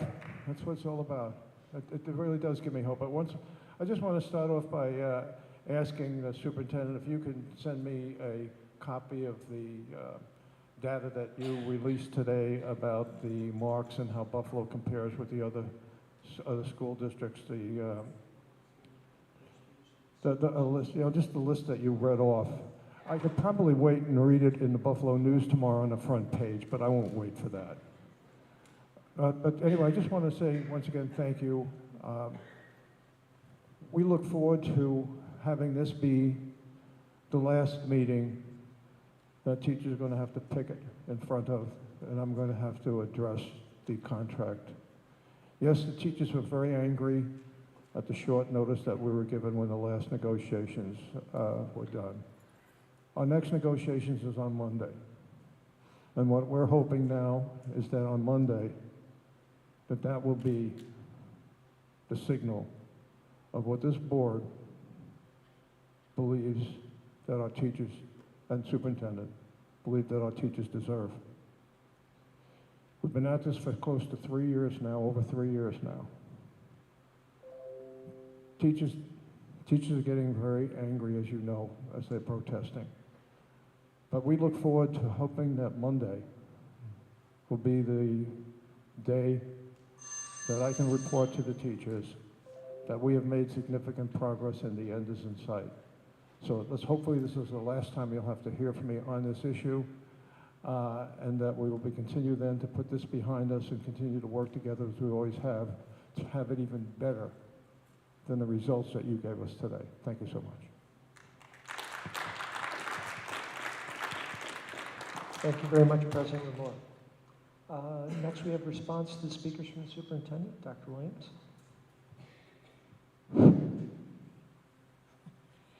Thank you, Board President, and thank you to all of the members of the community that came out. I will address each of the members that spoke today. We first heard from Dr. Hawk, Mr. McClure, and Ms. McNabb, who shared a combined letter. And I think all members of the board and myself agree that CLRI is extremely valued and it is extremely important.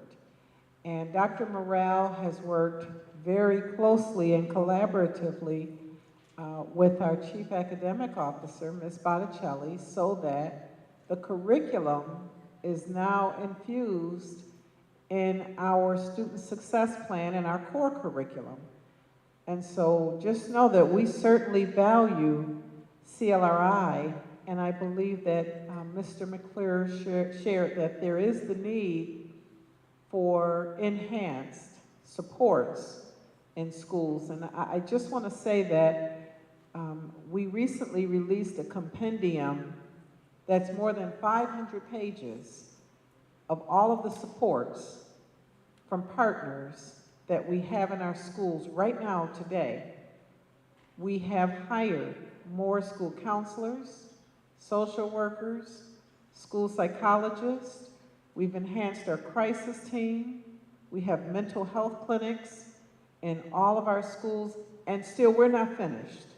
We're not finished, but I just want the narrative to be clear that we do take the social emotional wellness and the mental health wellness of our children very, very seriously. So thank you to each one of them that came forward and spoke this evening.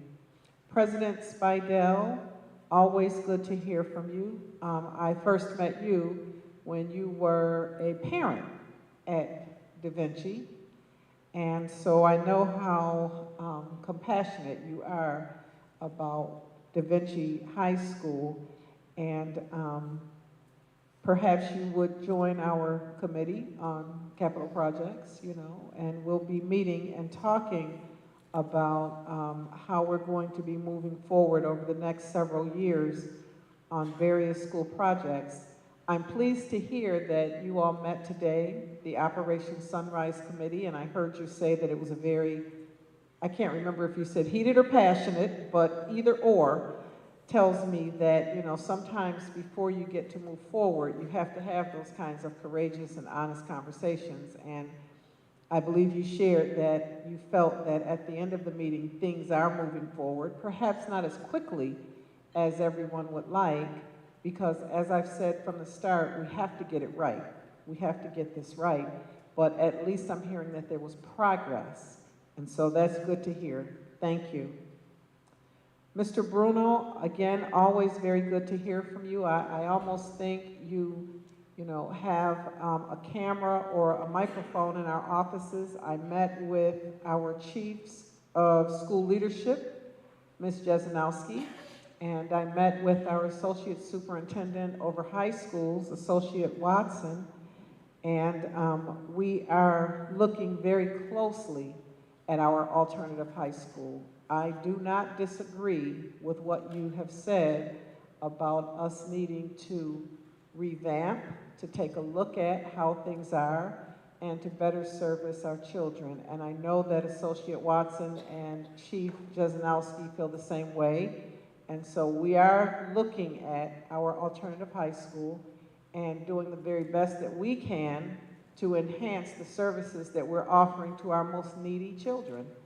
So we have been meeting about that, and we will look to do what, you know, what is best for the students there in the near future. Can't be tomorrow, but we are moving things forward there.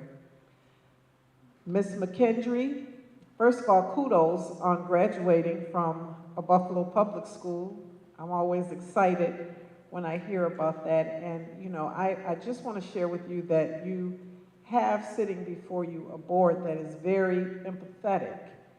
And so when we hear that your daughter is experiencing some hardships and some anxieties, we respect that. And I know that it was not easy for you to come forward, and to share that. And I appreciate it, I respect it, and I want you to know that I heard what you said, and I believe that all of the board members have heard what you said. Your voice was amplified tonight. Thank you for sharing that with us.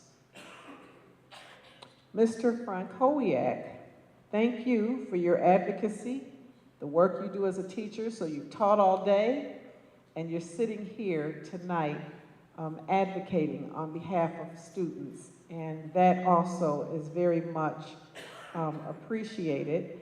I really, you know, I am a visual learner, so when you share stories with me, I really start to envision, and Willy Wonka is one of my favorite, you know, movies anyways, and so I want to thank you for your advocacy, and again, let you know that you were heard tonight, and the work that you do with Research Lab and with Da Vinci. So thank you for that. Mr. Bahir from School 45. You know, I wrote down that I would like to be in your classroom. I think he left. He was sharing that he has a little one at home, but his belief and his enthusiasm for his children was very evident, and he offered some viable solutions. And you know, Dr. Carestas is working hard and firmly believes in equity with these learning field trip experiences. And so we'll reach out to Mr. Bahir and better understand some of what he has suggested tonight. Ms. Hussein, you brought up a young student, Lania. I hope I'm pronouncing the name correctly. Amplifying voice is one of 5 strategic goals that we have in our strategic plan. We believe in advocating voice, and you know, certainly we did not say we just want to advocate adult voice. Student voice, you know, certainly needs to be heard. She had some concerns, I believe, about some of her experiences at one of our high schools, and her principal was here this evening, and you know, the quickest, best way sometimes is to work within the school and to speak with the school principal to get specific things addressed. And so I would ask Mr. Potter if he could reach out and just hear Lania's concerns and work with her to address some of the concerns that she shared. Ms. Ingram, always good to see you.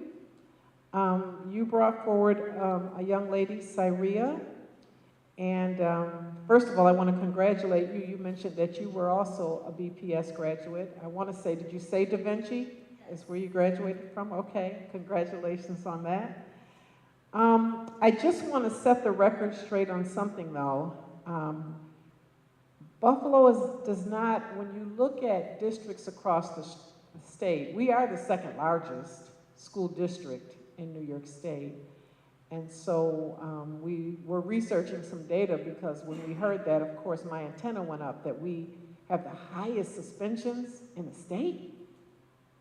And so some of that information was being researched and is still being researched further, because when we look pound for pound at that, we don't believe that that is necessarily true. But either way, suspension rates, if we suspend 5 children, that's too high. We want our children in school. I spoke to parents last night at one of our schools, and I explained to the principal that wants to suspend students.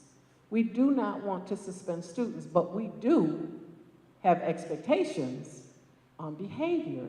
We do. We want our schools safe for everyone, and I believe parents do too.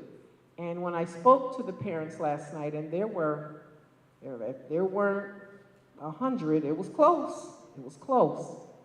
And they understood that, because there was no parent there that wanted their children physically harmed, verbally harmed, or emotionally harmed. So I think what we have to talk about is how we proactively do some things to support students so that we don't get into needing to suspend because somebody has been very seriously harmed. So, you know, I know that, you know, we have wellness teams that are operating now in many of our schools. We have parent engagement liaisons in our schools. We have a lot of supports in our schools. And so we do want to get to a place where we are implementing that policy and where we are doing more proactively and preventatively so that we don't have anyone getting harmed, violating anything in the code of conduct, and then needing to get suspended. We do not, I want that narrative out there, we do not want to suspend children. We do want our schools safe. We do want our schools to be safe. Ms. Hassan, good to see you. Haven't seen you in a little while. You brought forward, I wrote on my paper, one of the students, and I just wrote her down as Miss Dr. Allen because, you know, she was very eloquent in what she shared, but it's certainly, I get concerned when I hear that there's no favorite thing at school. No favorite thing at school. And so, you know, I'll reach out. I didn't get the school that she attends, but if you could let Bennett High School, okay, we'll have someone reach out and see how we can get some of that changed, because we don't want any of our children feeling like in school there is nothing about school that they like. That's concerning. I do want to share with Dr. Allen, though, that we have ordered walkies, and so we do have walkie-talkies that are on the way. So that's one thing. That's one thing that you might like a little bit better about school, but I will reach out and have someone reach out to you. We had Ms. Hall, who came forward, and she had her young Dr. Hall with her. Her son was with her. I'm not sure if she's still here, but always here, okay. You always start with something that I really like, and you said today is a gift, and that's why it is the present. I love that quote. I think that's very, very powerful, and I always respect your honesty, and I appreciate that you came forward, and it wasn't just about, you know, this is not going right, and that's not going right, and this. You were able to share that you believe Buffalo Public Schools is headed in the right direction. Things cannot change overnight like that. Things didn't happen and get the way that some people feel that they've gotten overnight. It's going to take some time, and I appreciate you saying that you believe that we are progressing and that we are moving in the right direction. We certainly want to have teacher aides in especially our pre-K classrooms. And I believe that it's a requirement that we have teacher aides in our pre-K. And I see Ms. Botticelli vigorously shaking her head, yes. So if you can reach out to Ms. Hall and work with Chief Holly McGee and see how many classrooms, we don't have teacher aides in that are pre-K classrooms. But I will share that our Human Resource Department is looking under every rock for highly qualified people. And it is not for lack of trying. I think we're a district like many that are just struggling to find the human capital that we need, but certainly we keep looking. And so I appreciate you coming out and lifting that up and keeping that in the forefront of our minds, that we need teacher aides in our pre-K and kindergarten classrooms. Ms. Bauer-Walker, you brought forward a student, but I apologize, I did not get the name of the student. If you can just email it to me. And he shared that, first of all, we celebrate the brilliance of our students, all of our students, and this certainly is a very brilliant scholar, and so we uplift that. But I believe he shared that at his school, if they do not get to school by 10 o'clock, that they are sent home. And so, again, I fact find when I hear stuff like that, because that raises my back hairs. And so the principal has shared that that is not her expectation at school. And so if in fact that is happening, not just to one student, but if it's happening regularly, then we look into it. But the principal has assured me that children are not sent home if they get to school beyond 10 o'clock. So we'll have to talk and see where the disconnect is. I'm not saying that he is not telling the truth. That is his truth. and I'm not saying that, but I am saying that the leader of the school, and I'm saying it publicly, has said that that is not something that she's endorsing at school. It is not something under her watch that she expects would happen, and so we'll look into that. And finally, well, not finally, we got two, but Dr. Cooper, you have a legacy of great educational leaders that you come behind. I want to thank your father, first of all, for coming up. Thank you. And laying that framework out there. And anybody who knows me knows that the Marvin J. Daniels School, number 37, has a very special place in my heart. I was the principal there. I helped to get that school named after Ms. Daniel. I knew her personally, and her excellence in education was so respected, as is still Ms. Cooper. And so you come behind a legacy, a very strong legacy of respected, well-respected educational leaders, and your words today were very, very eloquent. And so we heard you. We heard what you shared about Da Vinci and how important Da Vinci is to you. I have a feeling we will see you in a few years perhaps leading a building of your own, because you were just that well-spoken. I get that feeling. President Ramore, are you still here? You are? I can see you in the back. Okay. So I'm happy to share those results with you, certainly. Those are great results. I mean, they're not, again, where we want to be. We want to be at number one, but we certainly want to uplift it. We are not the last either. We're not even close to the last. So I'm happy to share those results with you tomorrow. And I, too, am looking forward to Monday. I'm looking forward to Monday. So that's all I have. Board President? Thank you. Thank you very much, Dr. Williams. May I have a motion to approve the minutes from the previous meeting? Motion by Jen McCosey, a second by Sharon Cobman. Thank you, Ms. Cobman. Are there any questions on the minutes? Not hearing anybody. All those in favor signify by raising your hand. Anyone opposed? No abstentions. The motion passes. Thank you. Next, we have committee reports. I'm going to start with Ms. Fuentes, and we'll go around the table. So, Ms. Fuentes, the floor is yours. Good evening. For those of you who do not know me yet, I'm Lucy Fuentes, a senior at Leonardo da Vinci, but most importantly, the student rep of the BPS high schools. With this being said, it is absolutely my job to bring forth the concerns that our students have brought up in our latest inter-high meeting. First and foremost, we all believe that we should create a separate fund for our inter-high leaders. We all need, but most importantly want, to enact change, but it's hard when we're all separated by schools. It would be unfair to me, the board members, every single concerned person in this very room, and every single student in any BPS high school if I'm only able to advocate for my own school. I am not here to be a one-sided leader. I care for every student in every school and try my hardest to extend my reach as far as I can. If we can develop a fund that we can use for transportation, I can personally meet representatives from every school and be able to bring the voice here to these meetings that these students all deserve. Our second concern that the students actually brought to me is our hybrid teaching styles that we've seen last year and this past year. As of late, even though almost all of us are in person now, seemingly all of our work still remains online.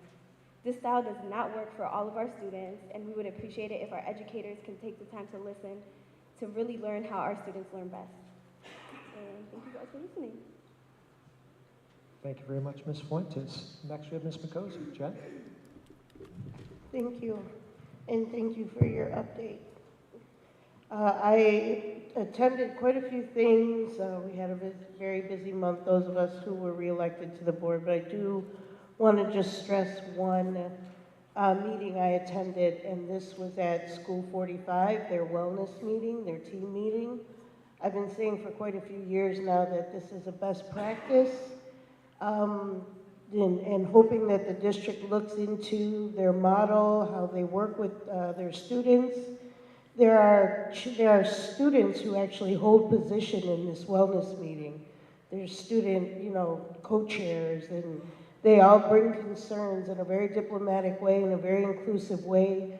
They've attacked everything from where the salad bar is located and why kids are not actually using the salad bar, and they figured out in this one meeting what the issue was, because everybody was involved, from the person who runs the salad bar to the engineers to the students who spoke on this.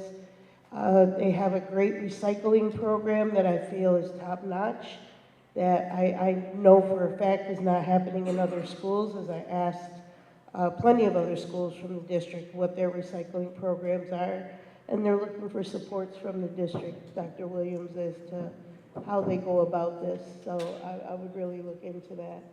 I want to uplift how it's an hour that they meet, they get so much done, their agenda is very concise, they have stakeholders ranging from, I'm showing up as a board member for support, but I'm a parent in that district who would love for, Waterfront and other schools that my kids actually attend in Highgate Heights to kind of look into their practices. So I'm taking my committee time to really uplift the wellness team at School 45 International School, and I encourage everyone to just look into how they operate. And student voice is absolutely necessary, and it actually moved the agenda, as they were no nonsense. They didn't add the extra words, they just said what they needed to say, and they got the job done. So very proud of that school.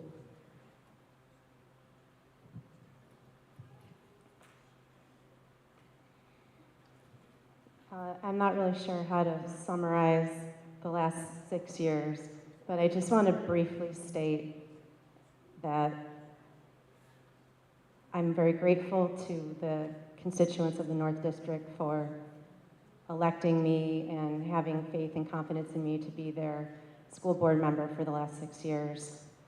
I want to thank the staff and the cabinet of the Buffalo Public Schools for all of your support over the last 6 years. It's been sometimes very challenging to be in this seat, and I couldn't have done it without all of you.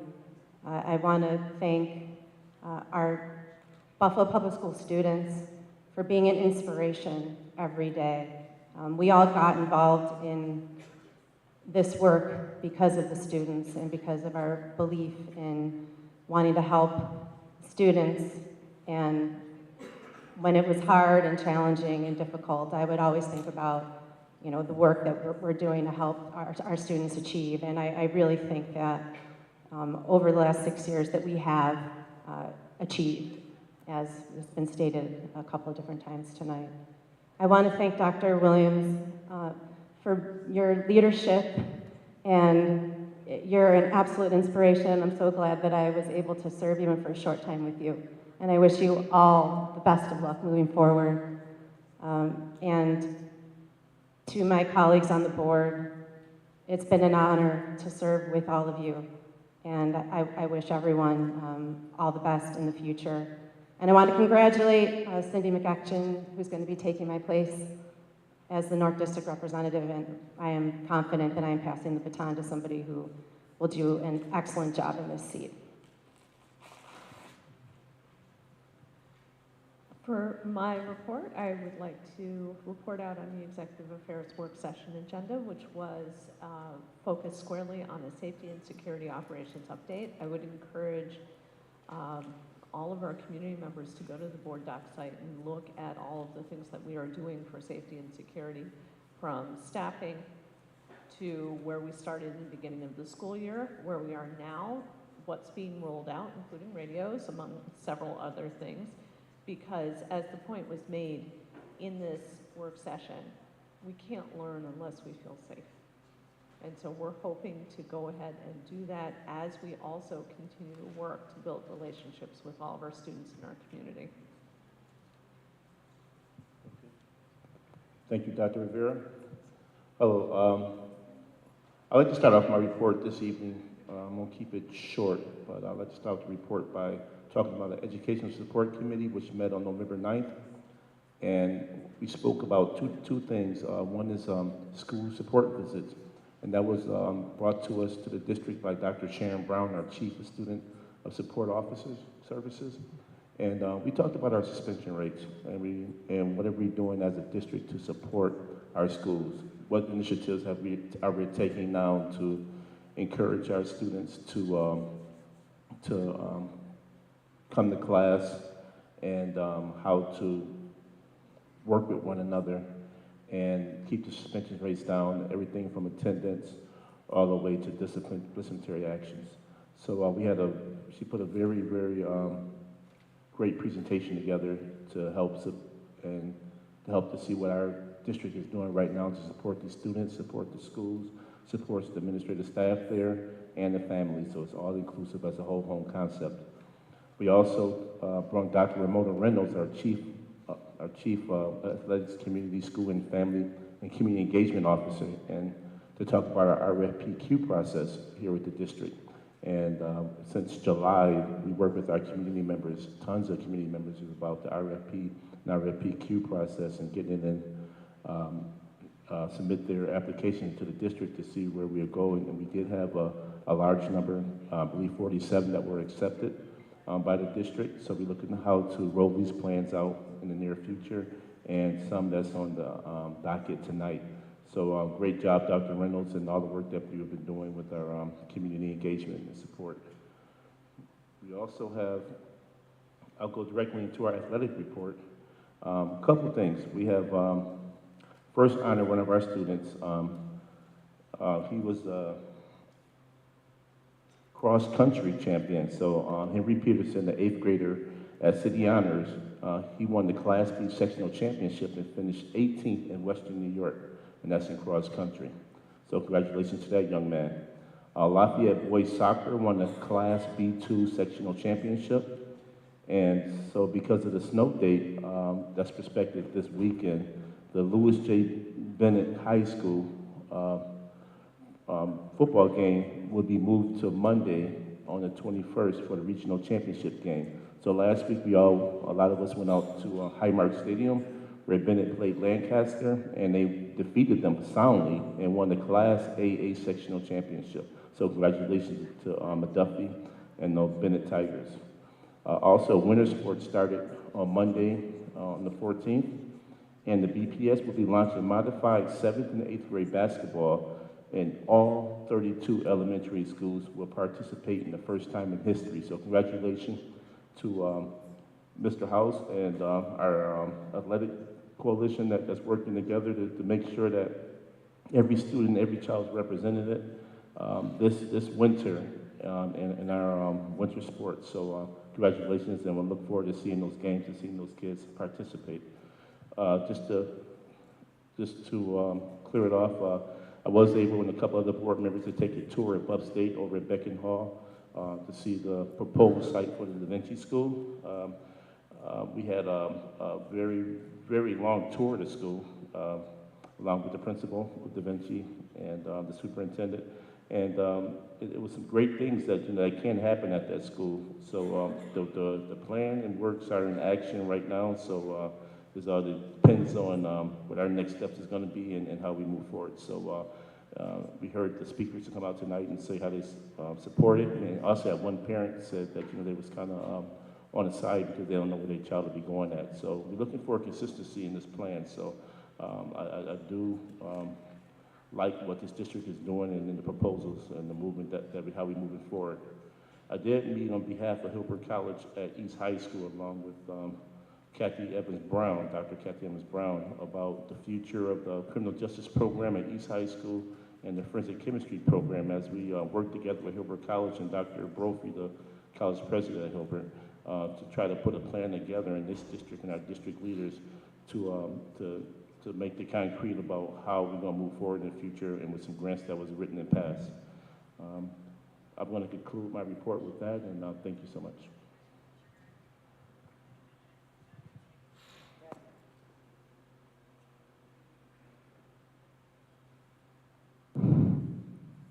Good evening. Okay, so I want to applaud all the young people who had the courage to come up and speak today, and I'd like to see more of that. It's very inspiring because you are our future. And you spoke very eloquent, very clear, and precise. So congratulations, and we need to see more of that. My report, I attended the Council of Great City Schools 66th Annual Conference last month that Superintendent Williams alluded to earlier. And what I got out of that was that school districts, urban school districts in particular, across the country convene every year. And they do a dog and pony show, so to speak, and we get an opportunity to see what is going on in this country with districts.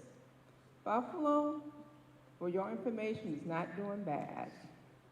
As a matter of fact, we glean from those experiences, and we know that kids can learn. We know that kids can be proficient by the time they're in the 3rd grade, and Buffalo is on the mark to do the same. I also want to report on our student achievement session that was held on November 9th. So despite the fact that New York State has paused our state assessments, parents want to know how their children are faring in school. They need to know the data. The board, this board, need to know how kids are faring as well. And teachers ought to want to know how their students are faring.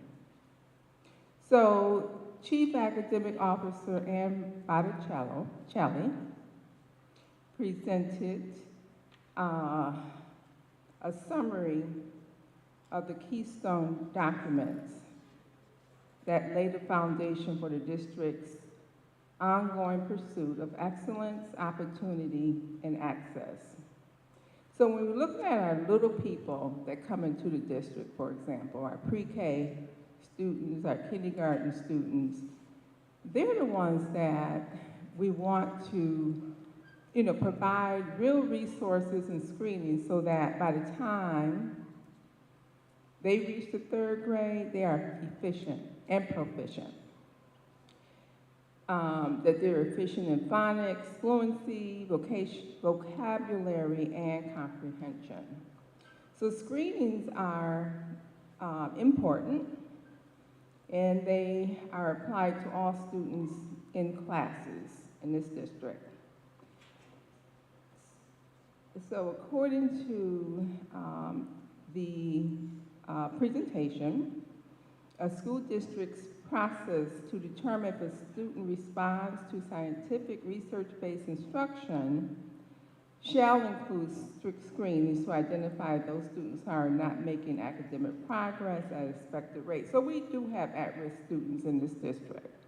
And so in order to find out where they stand and how we're going to meet their needs, we have to do screenings. So there's brief, efficient, repeatable testing of age-appropriate academic skills, for example, identifying letters of the alphabet or reading a list of high-frequency words or behaviors. Screenings are done initially to identify those kids who need closer monitoring, for example, or further assessment. Screenings are performed 3 times per academic year, the fall, the winter, and the spring. Dibbles. I used to work in the schools as a substitute teacher, and they always talked about skibbles. I didn't know what dibbles was, but it's a dynamic indicator of basic early literacy skills. And that is done and has been done for centuries in this district. So it's also in line with the superintendent's goal that by the time a child completes the 3rd grade in this district, he or she will be proficient in grade level reading. That's the goal. And then Ann Botticelli talked about some of the fluency type things that happen. Students are able to name letters, for example, fluency in that area, phonetics. word fluency, word reading fluency, basic comprehension. These are all critical to get our kids from one point A to the next.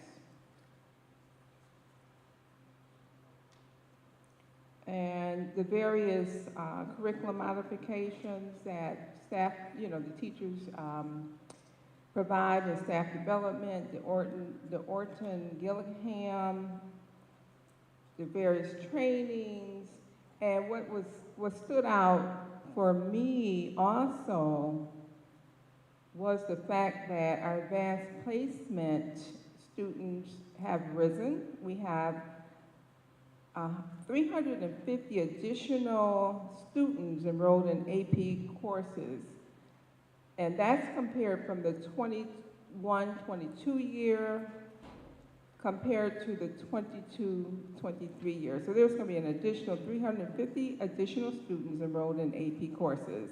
That is fantastic, because that's always been a concern in this district with the low advanced placements of our high school students. So kudos to the district, and we are on our way. Thank you. I do not have a committee update this month. We did have a finance committee meeting on the 2nd, I believe it was, and there was an extensive presentation on the capital project to move Vinci to Buff State in 2025. And at that meeting, a lot of questions were raised about what about 2022 to 23 to 24, 20. What about the intermediate 2 years? So that was the major thing that was on my committee meeting. And obviously, it's still an ongoing question. Questions were raised about alternatives, best use of funds, return on investment. A lot of questions were raised, and unfortunately, not much has been answered. Other than that, I also attended the conference in Orlando with the National School Board Association. We met with 771 of our colleagues, which reassured me that so many people are committed to improving the education of our children, addressing the learning lag, making boards more effective, making sure that agendas are aligned to excellence in academic achievement, and also that the reporting on the superintendent's goals is also encapsulated financially. So I went to quite a few seminars on how reporting should be done to say to the public, this is the goals that are being set, and here's how much money we have committed to achieving those goals. So that convention was a great learning experience. We brought back a lot of materials. I'm really glad I got to go to the convention. We also attended the New York State School Board Association and lobbied with our fellows and the Big Five on significant issues, funding issues. What are we going to do after the ESSER funds run out?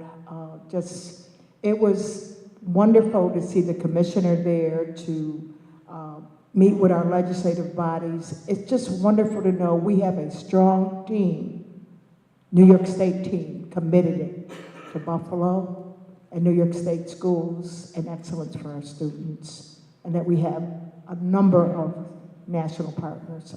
That was just a great convention. And I just want to say congratulations to all of the re-elected Board of Education members, because we spent a lot of time on our reelection. So that's my report. Thank you. I'll be brief. I don't want to reiterate anything that anyone has already said.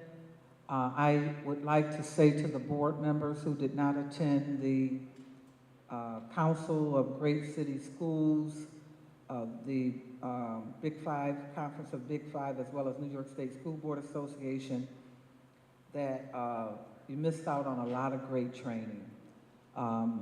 The conferences are the only way that board members, I shouldn't say the only way, but one of the main ways that board members can learn about what's going on in other districts. And fortunately, we were represented pretty well to most of these events. However, we need to think about next year changing the date of the meeting so that everyone can attend. We can get staff to the Council of Great City Schools earlier so that they can learn what other districts are doing. Well, yeah, it's going to be in Buffalo for the New York State School Board Association, but the Council of Great City Schools will be out west, I think in San Diego. My concern for our board is that oftentimes we only hear one narrative, when in essence, other people have different stories and can tell it. And all school districts did not lose growth, educational growth during the COVID, okay? And they were there to present and share some of their things.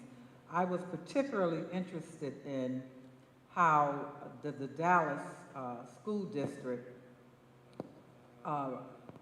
revamped their career technical and educational program. So much so that they have community partners. Their children spend part of the day being educated and the other part being mentored and trained by businesses within their community to be able to step out of high school and acquire jobs and be prepared for the workforce. And so I do plan to go online and present that information to the superintendent and share it with staff to try to see what we can do, because we have to revamp. We have to change. COVID changed the way we are educating, or we should be educating our children moving forward. And it's very important. It was my privilege and honor to attend the WASED conference. I want to thank the board for approving that. I understand there was some controversy about it, but trust me, okay, I started working on WASED September of 2019, and it is going to be one of the biggest changes and the biggest impetus that we're going to see in a lifetime in this district if this is handled. And because we are designated the first large urban WAS pathway district in the world, we have to own up to those shoes. And I'm looking forward to seeing what staff does. I want to thank Callie Baldo. I want to thank Max, Dr. Williams for all coming together. We networked. We had it's a lot of work at these conventions. They start like at 7:30 in the morning, and trust me, you are exhausted. If you're there, you're exhausted because you're learning so much. So in addition to that, now basically I've been doing the things that I always do, but I want to share that I did go to the disproportionality workshop that was had by Dr. Fatima Morel at Villa Maria in October, and I did not share that. I wanted to say that that was a very interesting and prolific experience to see or to have the conversation about what we can do differently in this school district is very important. As chair of the Big Five for the next, next year, and next year, by the conference for the New York State School Board being in Buffalo, the Big Five will be celebrating their 65th anniversary, which the first meeting was held in Buffalo in 1978. so it's only fitting that it comes back home. But one of the things that is a common thread that the Big Five members are reporting is the mistreatment and disproportionality of how the sections throughout New York State are treating our children, as well as how they are being marginalized by New York State Physical High School Athletic Association. We are not going to take this lightly. There are so many ugly stories that exist. And so we will be having a meeting next month for next steps so that we can start moving forward collectively to make sure that our urban school children are treated with respect and dignity by these organizations. You don't even want to hear some of the horrific stories that they can share.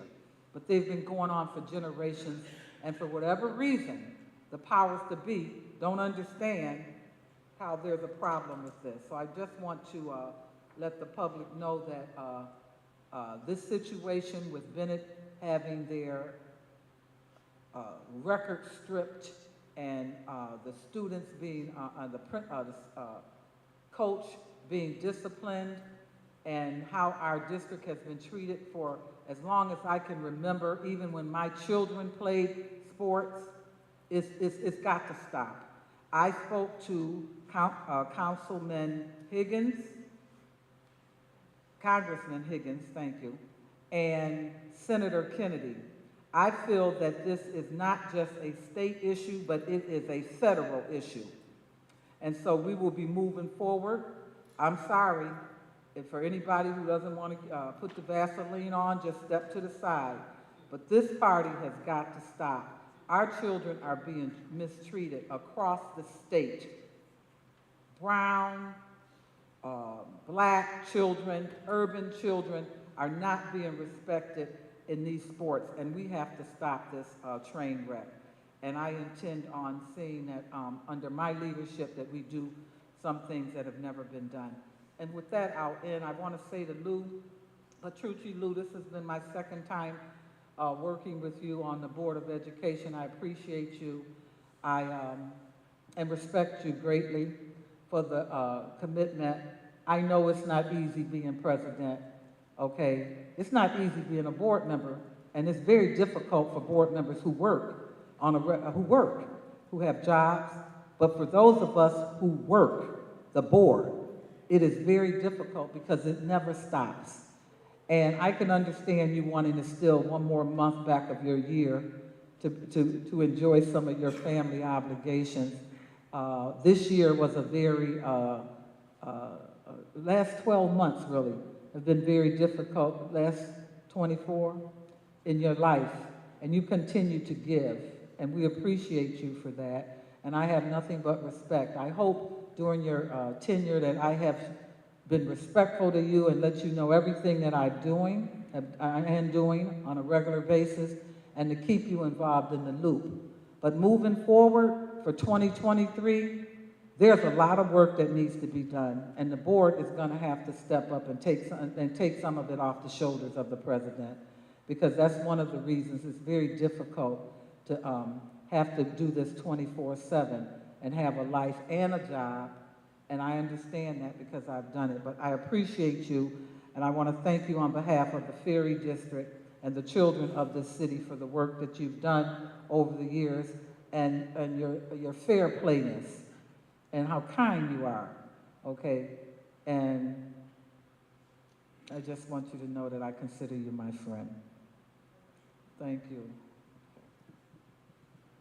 Wow, thank you for those kind words. You know, I'm a little at a loss for words now. I'm just going to say one or two quick things. I spoke earlier. I encourage all my fellow board members that if you can squeeze it into your schedule, please attend the Big Five and or the NYSBA conference.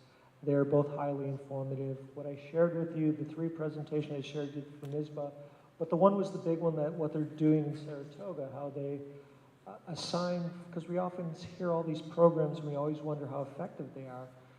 They assign number to these programs, and the closer it gets to one, the more effective it is, and then they can disaggregate the data according to demographics or attendance or whatever it is, and it's a really inventive way to kind of see what programs are working, what programs aren't, because that's one thing this board has asked over and over again, is we spend a lot of money on programs, as well we should. We just want to make sure that we're getting a good bang for our buck. Last, the Council of Great City Schools just kind of wanted to touch upon. There are a variety of great work sessions, but when I was at the executive committee, they're working on 2 subcommittees that I thought were very pertinent to the district. One is going to be on criterion-based schools and their admission policies, but the other one is going to be on school security. I know that those were 2 things that just aren't impacting Buffalo, but all the school districts across the nation. And last, the only thing that people didn't mention, so I'll just throw it in the mix with everything else, was the Mayor's Summer Reading Challenge, just because it's such a huge event. The convention center and thousands of kids who have read all during the summer that win great prizes, and it's been going on for more than a decade, and it's a really great program if you ever get the chance to stick your head in or show up with your children or grandchild. Great place to be. So with that being said, I thank everyone for their committee reports. Consent agenda. Can I have a motion to accept the consent agenda? So moved by Mr. Terrence Hurd, second by Paulette Woods. All those in favor signify by saying aye. Any opposed? Any abstention? Not hearing anyone, the board accepts the consent agenda.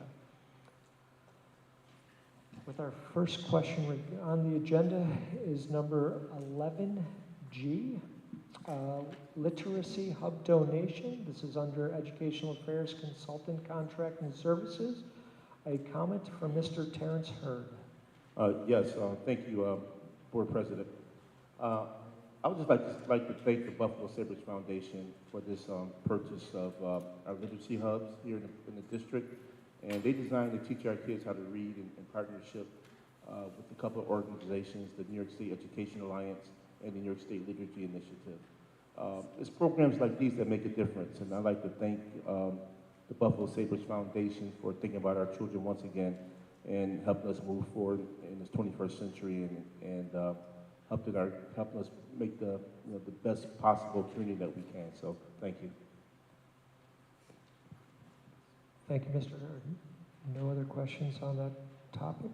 Brings us to 13A, Educational Affairs District Superintendent Resolutions. We have a resolution for the Buffalo State College feasibility study. A comment from Ms. Sharon Belton-Conley. So I thought it was important that I go on record in regards to this because for whatever reason, I do have high expectations of how things should be done in a procedural manner. I appreciate the children, the students speaking about they want the experience. And I want always the best for children. But I want to point out that we have come to the crossroads in this district that we have to start looking at the costs and when are we going to improve this district to have assets. We spend $1 billion a year. I've been here 11 years. That's $11 billion, and we have yet to do something to improve our own portfolio or to even build a portfolio. So this particular item, I was not at the committee meeting, and so I asked some questions. And the feasibility study that was already done cost us over $300,000. And all the questions were not answered. So when a feasibility study is done, all the questions should be answered for $300,000. I have a concern about that. I have a concern that the children who are in this building will not realize or enjoy this building for the next probably 2.5 years. They will not be in the building while it's being remodeled. And that there is no plan before this board today to tell us what's supposed to happen to those children once they leave the campus for Duville's campus in September. There was a time when things came before the board, it was complete, and the board didn't have to ask questions. Lou, you might remember that period of time when when I first came on the board where Kelly Baldo laughed about it when we were on way about how she would come to the board and make sure that she had every question answered that the board was going to ask. It is unacceptable that we're being asked today to spend $26.5 million You cannot tell me what the lease amount is going to be. You cannot tell me where the children are going next year. And you cannot tell me why Buff State is requiring us to remodel their building for upwards, because it's already, I'm sure it'll be $30 million before it's over, and only give us 15-year lease. And we think that that's great for our students. It's not. Because 15 years, as I shared originally, there's going to be a year where some kid, we're going to have to be forced to renew. I am very disappointed with what has happened to Da Vinci over the past 7 years.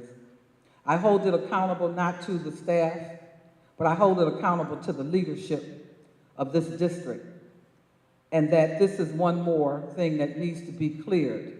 It is unacceptable the way that Duville treated our students. It is unacceptable that they did not respect our children. It is unacceptable that they got their associate's degree and their university degree certification on the back of our children. So you can just, you know, and the way I feel right about now is that we're putting lipstick on a pig if we don't fix this and have answers within the next 30 days. I have major problems when people come to me asking me to make decisions and they have not dotted every I and crossed every T. We're too big for that. We pay too much money to staff for that, and we should have higher expectations. For the young people, I want you to have a college experience. However, the other day I was at CVS and a young lady told me that she was not comfortable being on the campus, that there was a lot of things going on that is not being reported. I encourage the parents to monitor their children while they're on these college campuses, because there is a lot going on that is not being reported in the news. And this young lady just said that out of the blue. I didn't even answer the question. So I don't like the idea that we're giving $26.5 million and we're not doing our own, building our own portfolio. I am disappointed that there is a mentality that exists in this district that we as a poor district should continue to give and not get. I have major concerns because the $48 million that we spent on the Emerson Commons is coming to bite us now as our children are dealing with drug abuse from the neighborhood facilities. I had a problem with that money being spent for Huron then. I even have more of a problem with it being spent now. And so what I'm saying is that I'm not going to be silent. I'm going to hold people accountable. And I don't care if I stand alone in this, but at the end of the day, there is no excuse that this board does not have answers, and we've paid $300,000 to this point. No excuse. And I don't care if you like it or not. I'm going to say what I've got to say. I've earned that right. So I'm disappointed that this is being brought to us without telling me where you're going to put the children next year, without telling me why, when Buff State was going to remodel this building, we jumped in and volunteered to pay for the expenses. I don't get it. Yeah, I've talked to some people, okay? So I'm very disappointed in that every time it comes time to do something to advance Buffalo Public Schools, we're the first ones to ante up the money, but yet after 15 years, they can tell us to get off their campus.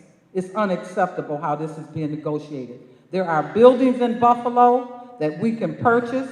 We can provide experience for these children, and if the parents really need to know the truth, they really don't need these children on these campuses until they're grown.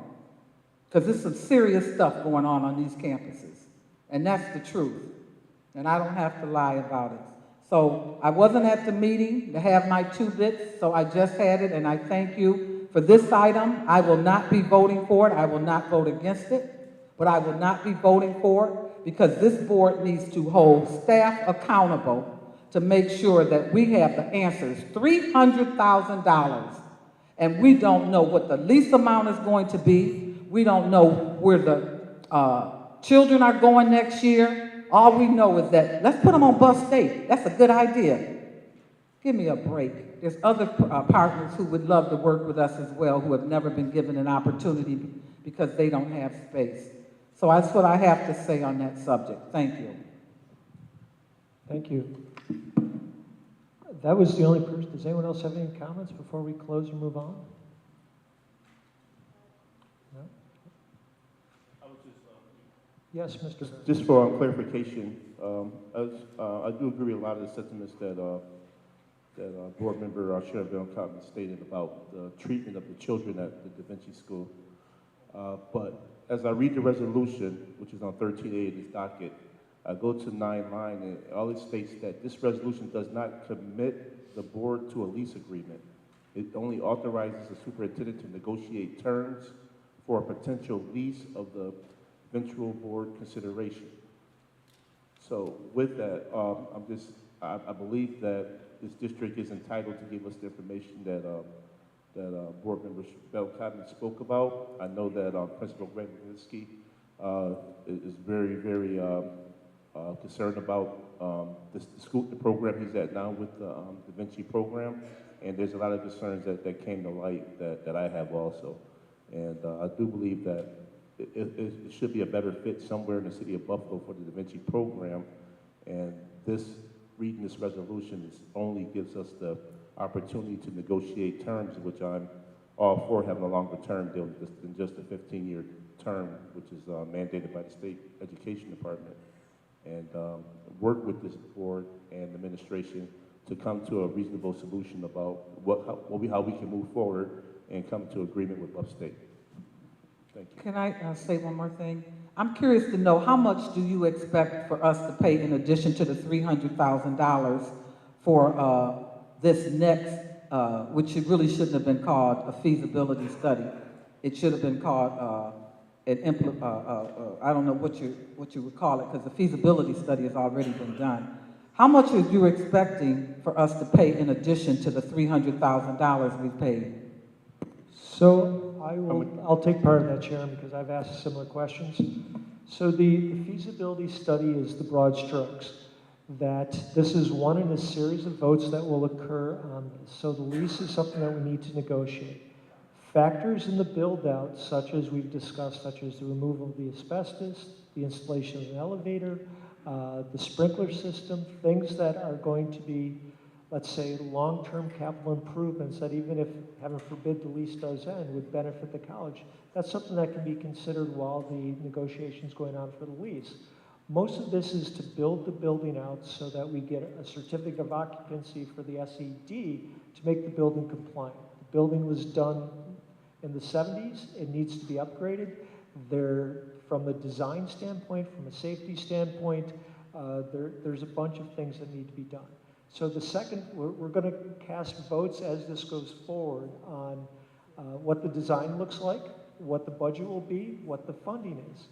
One of the things that makes this more difficult is that we did not have any say with respect to the company that performed this study. This was dictated to us by the state. I understand that. Yeah, so that was part of it also. They kind of said, well, if you guys want to do that, that's great. Here you go. Here's the organization as well. I'm told that we gave them the scope of work. We gave them the scope of work. Correct. Okay, Correct. so for $300,000, I expected that we would not be spending additional money at this point, probably to the tune of another $200,000. Okay, so we're already going into something with about $500,000 in it. Okay, when it should have been done up front. Okay, and it should have been brought before the board. A major investment like this, never shared with the board. I don't understand why, under the previous administration, that this was allowed. Okay, I'm just curious to know, how much more is this going to cost us? One second, Terrence, because Mr. Kuzma, 1 second, wait till you get to the mic. I don't want to be in the middle of the discussion, but I do want to be clear. And were you insinuating the $300,000 was spent without the board's authorization? Because that No, I never said that. Okay, I thought that's what I just heard. I never said that. Okay. But I asked this question, how much is this going to cost? This will not, as my understanding is, David, you can comment if you like, there will be no additional expenditures. There will be no additional expenditures. until at least, it's brought back to the board, for its further consideration after the next phase of this project is done. So there are no additional expenditures for this phase? So there will be, the next step is an RFP. The RFP will be for design and construction. And they will take the feasibility documents and respond to the RFP for design and construction. So the whole bundle will be the next thing we do when a proposal comes through the state construction fund, because the state construction fund issues the RFP. And one second turn. And it will be the whole project, design, construction, every step. So there will be additional costs? There will be the projected 26 million, will be the whole design and construction, if that's how the bids come in. Well, I've heard that when it was 32 million for the old Emerson Common, and then it came back another 16 million. So I've heard that before. I just want to make sure. I'm playing hardball here because I'm an ex-mortgage banker, and I'm an and I own real estate. Mm-hmm. And I understand what poor man's mentality is when you live from budget to budget, paycheck to paycheck. And we have, since the past 11 plus years that I've been on this board, we have not invested in one piece of property. Okay, we've paid everybody handsomely. Okay, so we take care of a lot of people. But what happens when the day that Buffalo has a problem and needs to be able to generate some income, and we haven't invested in any assets? This party's over. It's time for Buffalo to own its own assets. And for us to be spending close to $30 million for a 15-year lease, it's just unacceptable for me. And I'm not going to change how I feel about it. I don't care what the experience is. Okay, I need to make sure that whatever we own, 30 years from today, the kids will still own it. That's what I need. And David, just for a point of clarification, because this has come up with so many board members, and then I'll turn it over to you, Terrence. Could you explain at what point and what the process of the lease agreement looks at, or when will that occur? So when we proceed with the RFP, and the RFP goes through the bidding process, and we have a successful bid to recommend to the board, and we will also have a lease, and we will have further clarification from state ed about the funding for the next step. Thank you, David. And I would project that to be in June. Mr. Hurd? Okay, yes, just one last question, David. From my understanding, that 22 million will be reimbursed back to the district? So it's a highly reimbursable project, a lot for the space that we're able to clear by removing those interstitial rooms that were observation rooms. It's highly reimbursable space. The feasibility study has made sure that the recommendation for the RFP is highly reimbursable. So we're looking at about $4 million of that initial amount being reimbursable. 4 million? 4 million being out of our district. I'm sorry, out of 23 million, I believe it is, being reimbursed by the state. So we could logically say that 22 million be reimbursed back to the district, while Correct. 4 million be spent from the district as our capital budget. Correct. Okay, so in the whole total cost for the renovation of the whole project, you're looking at 26 million plus? Depending how the bids come in. That's how the feasibility study projected it. Okay, thank you again. And just to clarify one point, the reimbursement doesn't come ahead of time. So we outlay and then we get reimbursed. Okay. Any other questions? Ms. McCosey, I believe. 100% advocate for Buff State to be the new home of Da Vinci, and here's my reason why. Number one, the reimbursement. This isn't a $26 million project that we are going to be out $26 million. Number two, but first and foremost, this is what the community is looking for. The children who came up here and the parents were speaking about being on a college campus. The opinions of all of us, they're valid. We earned our position and our right to speak on that. But it's our students, it's our BPS community that attend Da Vinci. It's the constant conversations that we've been having around the actual treatment of our students who missed out on gym, who missed out on music, who because of different administrations have been treated in ways that not only are not acceptable, but they weren't part of the original contract. Da Vinci was a school sort of like Middle College being a consortium that's a nationwide college ready preparedness school. Da Vinci was, and I say this because I have daughters who graduated from Middle College, but Da Vinci also has that, you know, the students who want to go are going because of that also.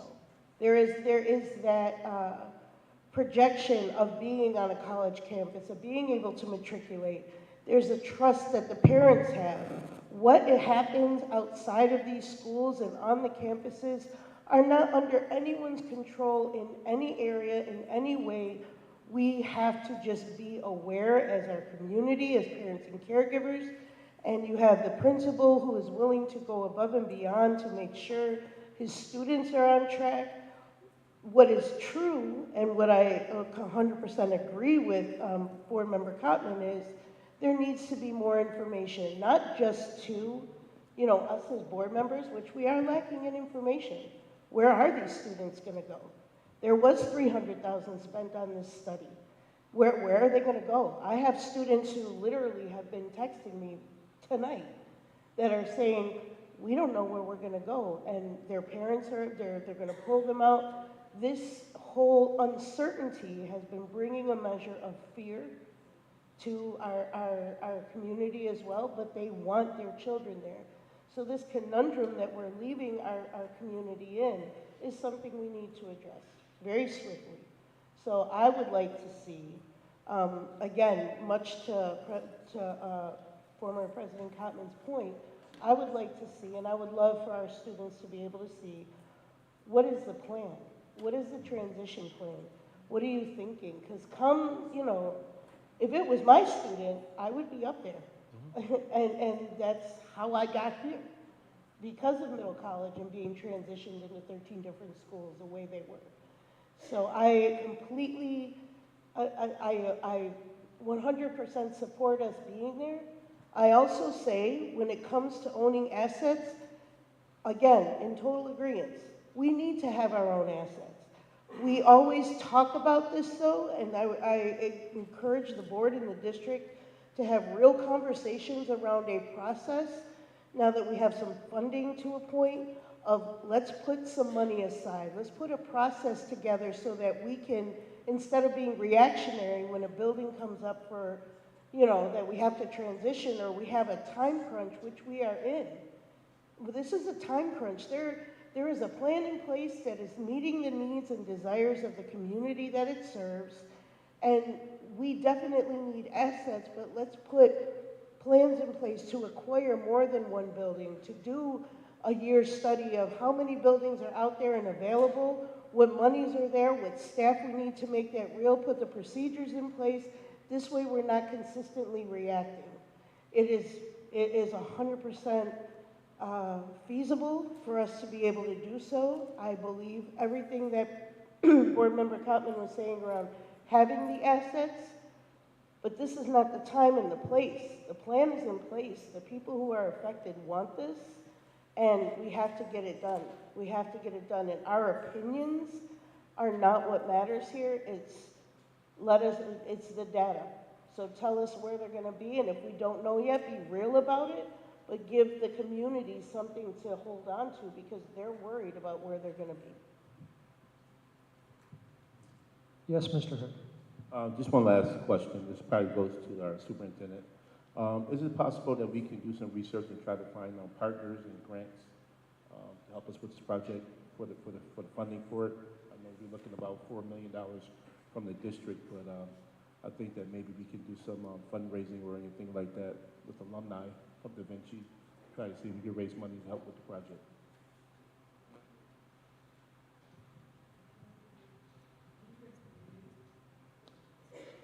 Could you repeat the question, Mr. Hurd? Because we're looking at a $4 million price tag from the district that's not reimbursable for this project.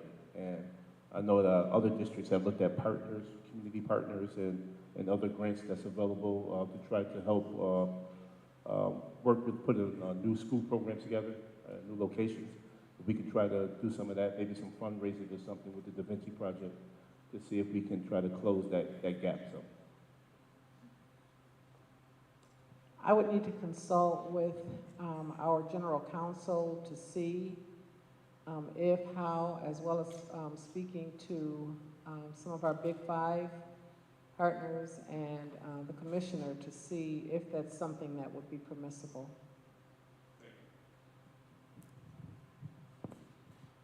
Okay. Yes, Mr. Scott.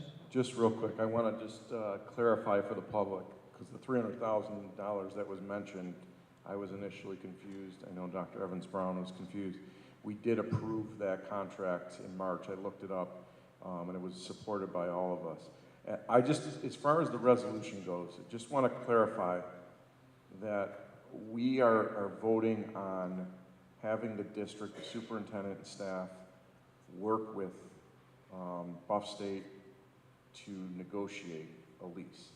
There will be a lease that's brought back to us to vote on.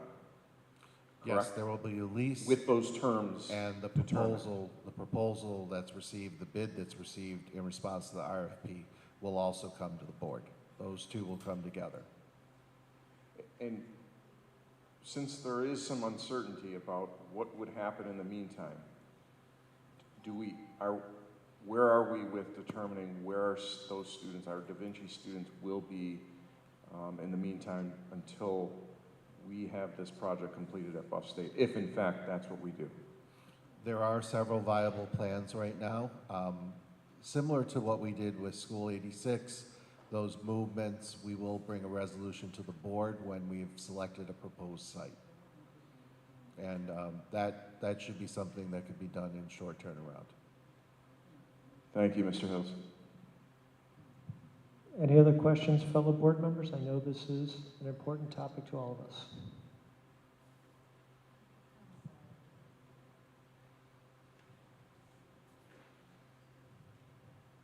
I'm sorry, I just don't understand, or I need a little more clarity. Any project I've ever heard of anyone doing, okay, any project that any capital budget municipality has started, they start with a short term, an intermediate, and a long term. They have an answer for if my children have to move in September, that's short term, that's immediately, that people are worried about. They have an answer. They let the board know, and we and the student body and everybody know, short term, here's what happens. Intermediate,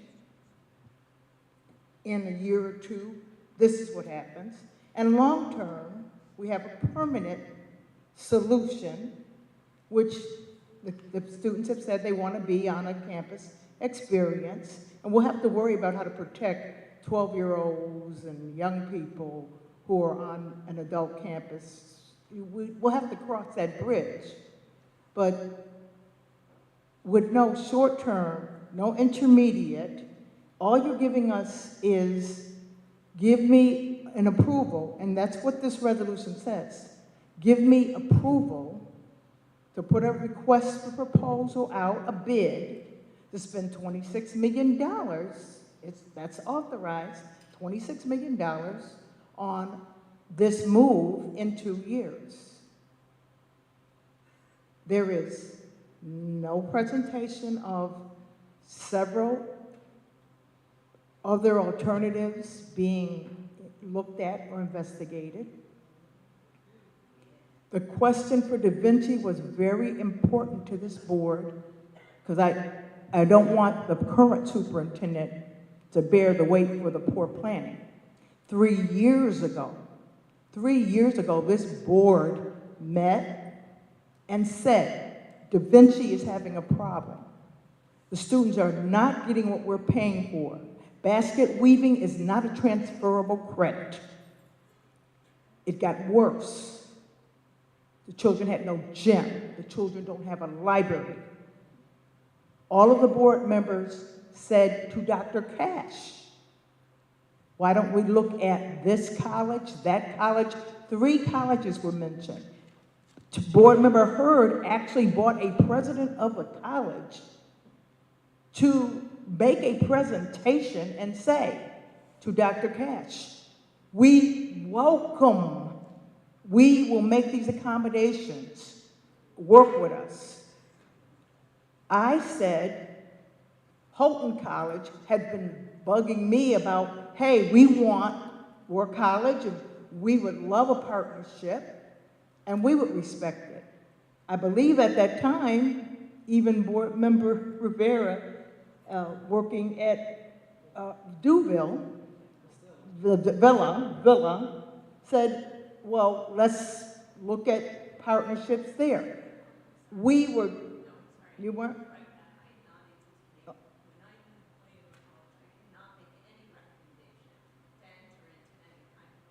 Okay, so, but board members made several recommendations to investigate 3 years ago, coming up with an answer for moving Da Vinci. And what I'm hearing you say to me now, to this board, is the questions we asked, the visit for other buildings, other alternatives, analysis, cost, return on investment, none of those things that were asked for have been provided, and you still don't have a short-term solution. So I am truly in favor of Da Vinci finding a home, getting good credits, being on a campus, but I don't believe we have the information. I don't think we've done the research, and this vote would commit and authorize moving forward on $26 million without that information, so I can't be in favor of it. I just wanted to make that clear. I support Da Vinci, and I want them to get a home on a college campus, but I do think the board's questions need to be respected before we vote on a resolution that says move forward and go forward for $26 million, and then we'll come back with you about the lease payment after you've spent that. So I'm not for that, sorry. I want to be clear, 3 years ago I was the building principal, and I am committed to resolving these questions you have, but we also have an ongoing crisis that is of a short-term nature, and we must resolve it in the best way we see fit. Will Crestis. Thank you, Ms. Woods, for your comments and expressing your concerns. I certainly was in the room 3 years ago when we discussed the other possible options. We did look very seriously at Villa Maria College and had great communication with the president there. The problem was that the particular space that was a potential Da Vinci high school space had the Cheektowaga and Buffalo line running right through it, and it became untenable as far as reimbursement for SED to have part of the school outside of the city limits. We did very seriously have conversations with Medaille College. The leadership and the administration was too unstable to continue those conversations, and we knew that it was not anything that we could seriously have discussions about regarding Da Vinci High School. We had very serious discussions with the Graduate School of Education from UB because they were moving to the South Campus, and the superintendent at the time and many cabinet members had a very strong relationship with the new dean of the graduate school. The challenge was that until they moved to the graduate school, which is going to be sometime over the next year, year and a half, they were unable to make a determination of what possible space they could have for us. But we did have very serious conversations with all of the colleges, and then we had a very successful conversation with the president, Kathy Conway Turner of Buffalo State, and this board encouraged us to proceed. with those conversations. We also had conversations with other colleges with the possibility that if something couldn't work in Buffalo State, then maybe we could have other types of relationships with colleges. And at this point, we do. We have a very strong relationship with Hilbert College, very strong relationship with ECC, but those are not campuses that can house Da Vinci High School.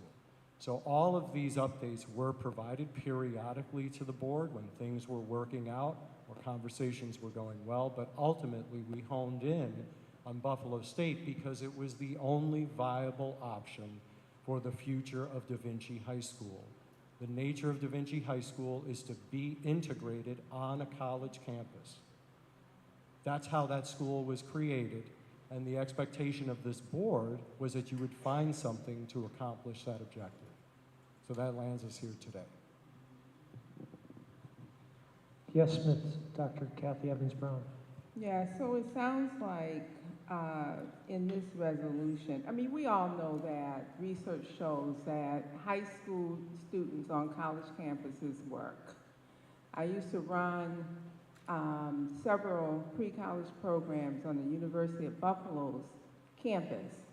And the same kids we're talking about used to come after school and get programs from us for many, many years, and they still do. They are successful. So it sounds like in this resolution, the superintendent is requesting approval to take the next step in assembling a proposal that uses the design concept and completes the necessary New York State Education Department's paperwork, including a draft lease proposal for future board consideration.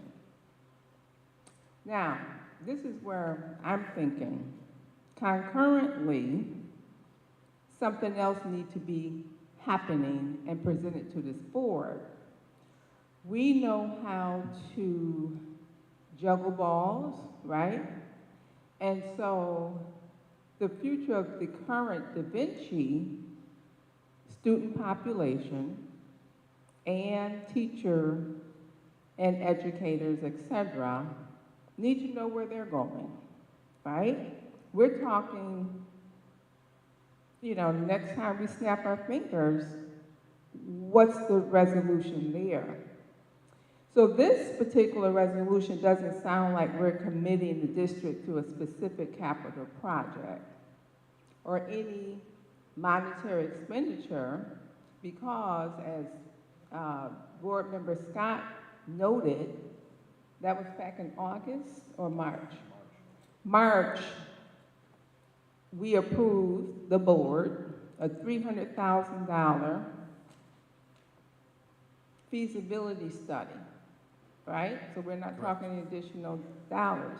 But I think for, in reality, concurrently, you're not giving us enough. Like, where's the school going? And I know you just said that you're looking at a couple of things, but that still isn't enough. Absolutely agreed. Thank you, Dr. Evans-Brown. Dr. Williams? Yeah, so I shared at the beginning of the night during my update that we are in the process of putting together a committee that will meet in December. We will meet rigorously. We are looking at all of the schools that we have now and the spaces. We're looking at buildings that are mothballed and what it would cost in order to get some of those buildings up to speed. And so, I am just asking for the board to give us a little time and the community. We want to notify you also as soon as possible where the children will be until space is permanently ready for them. And so I want to say December or January at the latest, we will be able to come back to you with some recommendations for your consideration. Thank you, Dr. Williams. Anyone else? We've had kind of a robust discussion.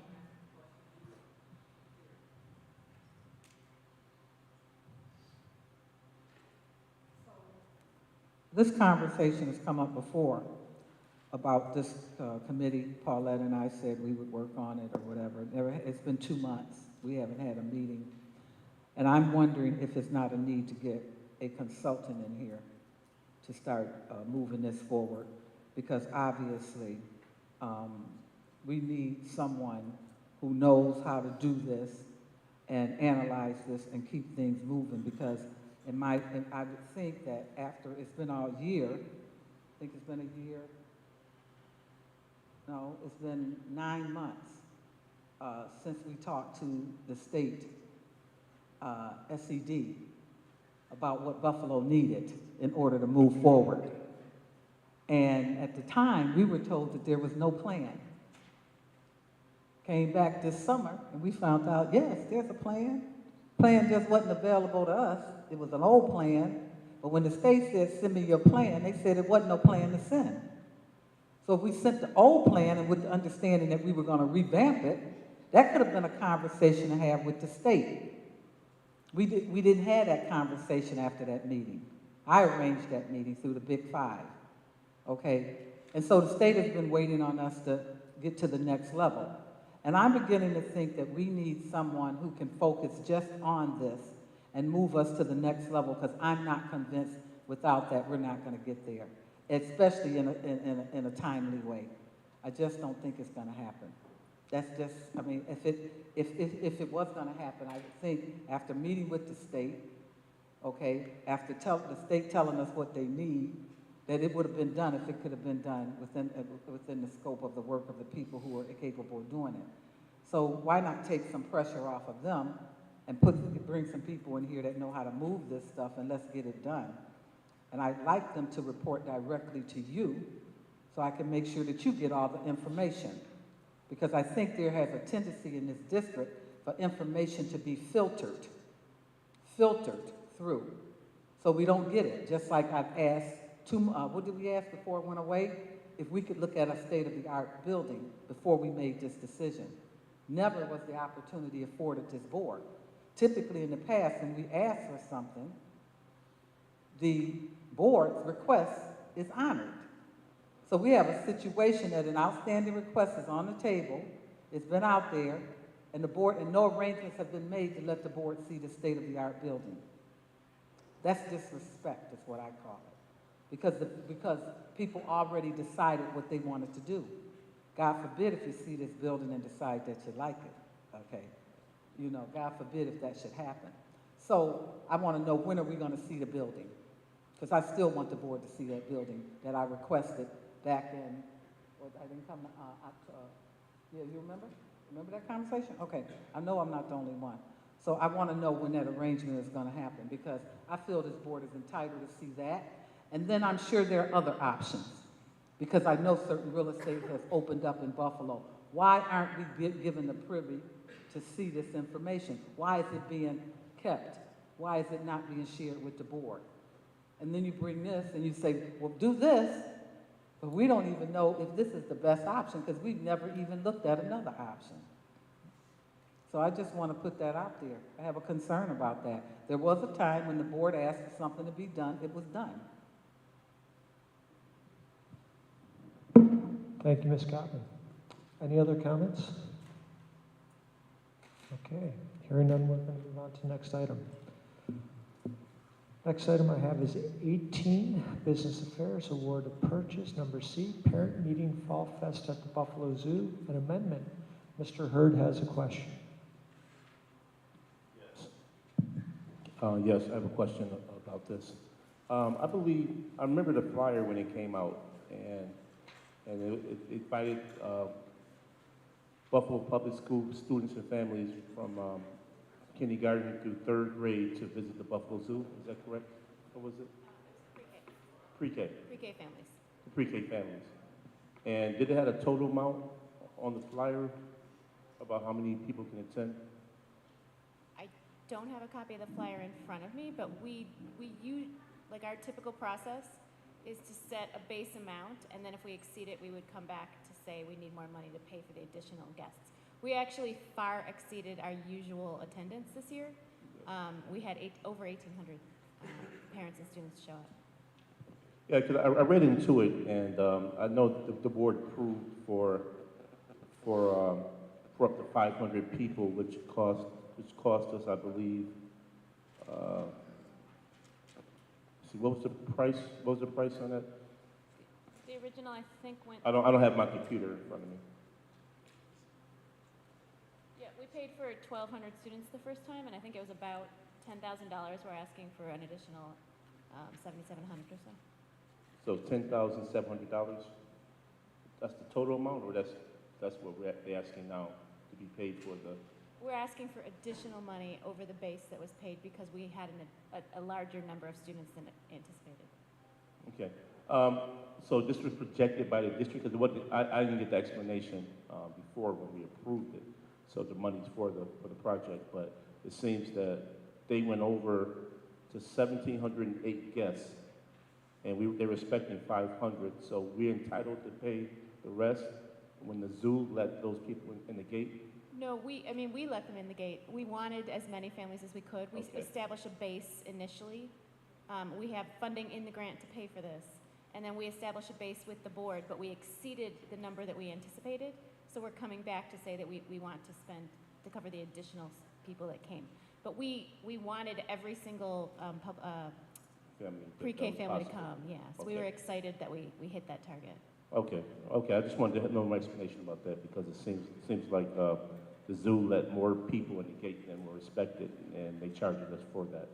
Well, we do have the contract with them does say that we pay per person that attends, but our initial request, we didn't anticipate we'd have so many families wanting to come. Okay, thank you. I just wanted to just make sure we weren't getting hit with a bill not that I want to pay more money, but we were really excited we had so many additional people come this year. Okay, thank you, Ms. Panicelli. Okay, thank you, Mr. Hurd. Next, under 19, ARP Plan, ESSER 2 and ESSER 3, Educational and Business Fairs. Number E, Buffalo Prep Incorporated, admissions included. Pilot.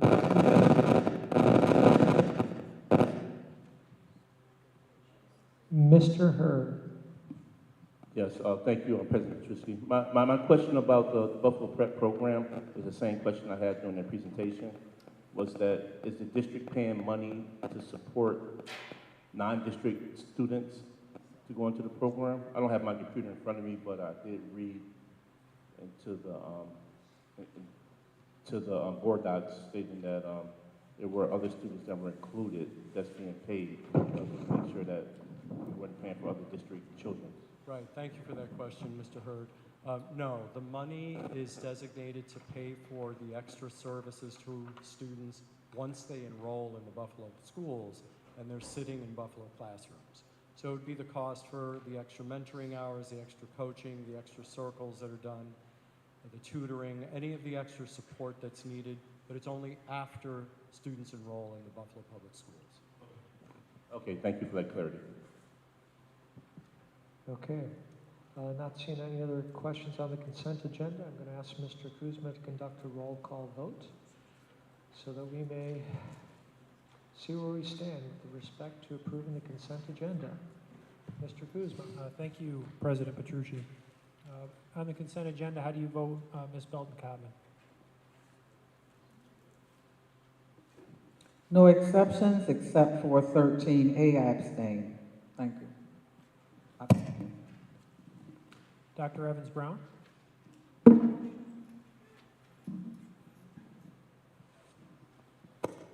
No exceptions. Mr. Hurd? No exceptions. Ms. J? No exceptions. Ms. McCosey? No exceptions. Dr. Rivera? No exceptions. Mr. Scott? No exceptions. Ms. Woods?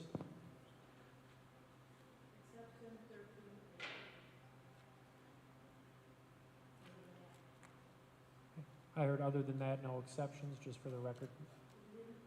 I did hear you, but I don't know if anybody else did. President Petrucci? No exceptions. Okay, consent agenda passes. Thank you. Thank you, Mr. Kuzma. Now brings to unfinished business. We do have a few items. First, may I have a motion authorizing the district to pursue Section 75 disciplinary charges against employee PW? Do I hear a motion? So moved by Jim McCosy. A second? By Terrence Hurd. Thank you, Terrence, for acknowledging the nod. Any discussions? All those in favor signify by saying aye. Any opposed? Any abstention? The motion passes. Our next motion is with respect to lawsuit number 1 this evening.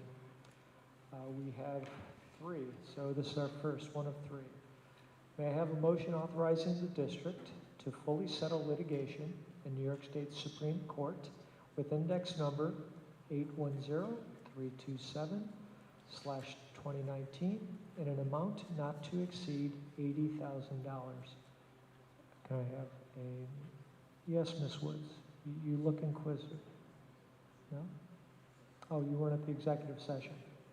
Got it. Ms. J makes the exception, second by Mr. Hurd. Any discussion on the motion? Hearing none. All those in favor signify by saying aye. Any opposed? Any abstentions? Okay, the motion passes for lawsuit number 1.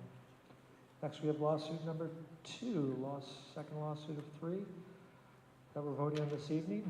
May I have a motion authorizing the district to fully settle litigation in federal court with index number 1:18-CV-01431-LJV in an amount not to exceed $20,000. Looking for a motion on the floor. Dr. Kathy Evans Brown, thank you very much. Can I have a second? Second by Jen McCosy. Your hand was up first. Is there any discussion on the motion? No? Not hearing any discussion. All those in favor signify by raising your hand. Okay. All right. I think any abstentions? No? Anyone in the opposition? None. The lawsuit passes. I should say the resolution to settle the lawsuit passes. Sorry about that. We're not judge and jury here this evening. Lawsuit number 3. May I have a motion authorizing the district to fully settle litigation in New York State Supreme Court with the index number 814172/2019 in an amount not to exceed $12,500. As I look around, so moved by Terrence Hurd, second by Dr. Ann Rivera. Any discussion pertaining to lawsuit number 3? Not hearing or seeing any. All those in favor, please signify by saying aye. Anyone opposed? Any abstentions? Not hearing any. The lawsuit motion to authorize settlement passes. Thank you very much, fellow board members. With this, I just have bereavements before we close, unless anyone else has any other business. Yes, Mr. Hurd.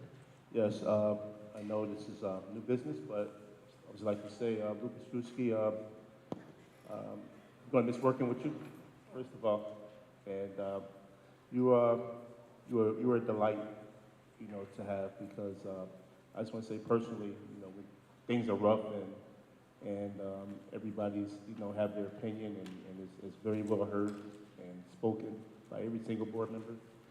You have that calm demeanor, within your personality that always trying to find a way to resolve the issues and resolution. And I have learned a lot from you. So I'd like to say thank you as a friend, and thank you for supporting me, through many things. And I think that, the next stage in your life, that you move on to is going to be, greater and greater. So you got more works to do, more things to do, and I always have your phone on just in case we need to call you, or I need to call you to talk about issues or, where we're going at. So thank you, and thank you to your family also for sharing you with us. And I know that you got to get to the grandkids and wife, so tell them I said hello, and we're still going to be calling you soon. So. Thank you, Terrence. Funny you should mention it. It is my daughter's birthday today, and I'm supposed to be going over to a very late birthday dinner. But thank you, Terrence. I appreciate the kind words. Any other business before we move on to bereavements? Paulette?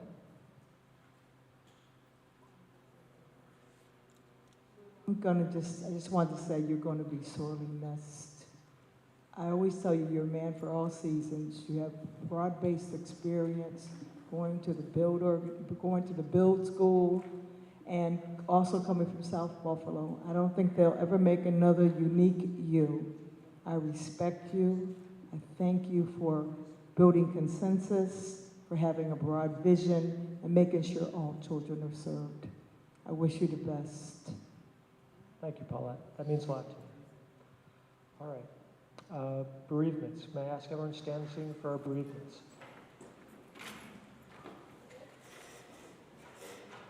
Our first bereavement this evening is Tyrone R. Hurd, father of Terrence Hurd, board member at large, on October 16th. On October 22nd, Lily Ann Sarah Latempio, daughter of Jennifer Latempio, assistant director of Purchase. October 26th, Donald Adams, brother of Ramona Adams Franklin, a business teacher at Leonardo da Vinci High School. October 28th, Susie Costner, mother of Darren Costner, a teacher aide at school number 6. November 1st, Deborah Kapinski, retired account clerk typist. November 4th, Violet Marie Bernadette Iadichico, grandmother of Daniel Gray, supervisor in the Office of School Leadership. November 9th, Jonathan Beckman, father of Jana Marie J. Myrie, a 6th grade teacher at Beth School number 6. November 11th, Nancy Schmidt, grandmother of Melissa Lonergan, a 6th grade teacher at Lorraine Academy School number 72. Maybe Bauer hasn't taken a moment of silence.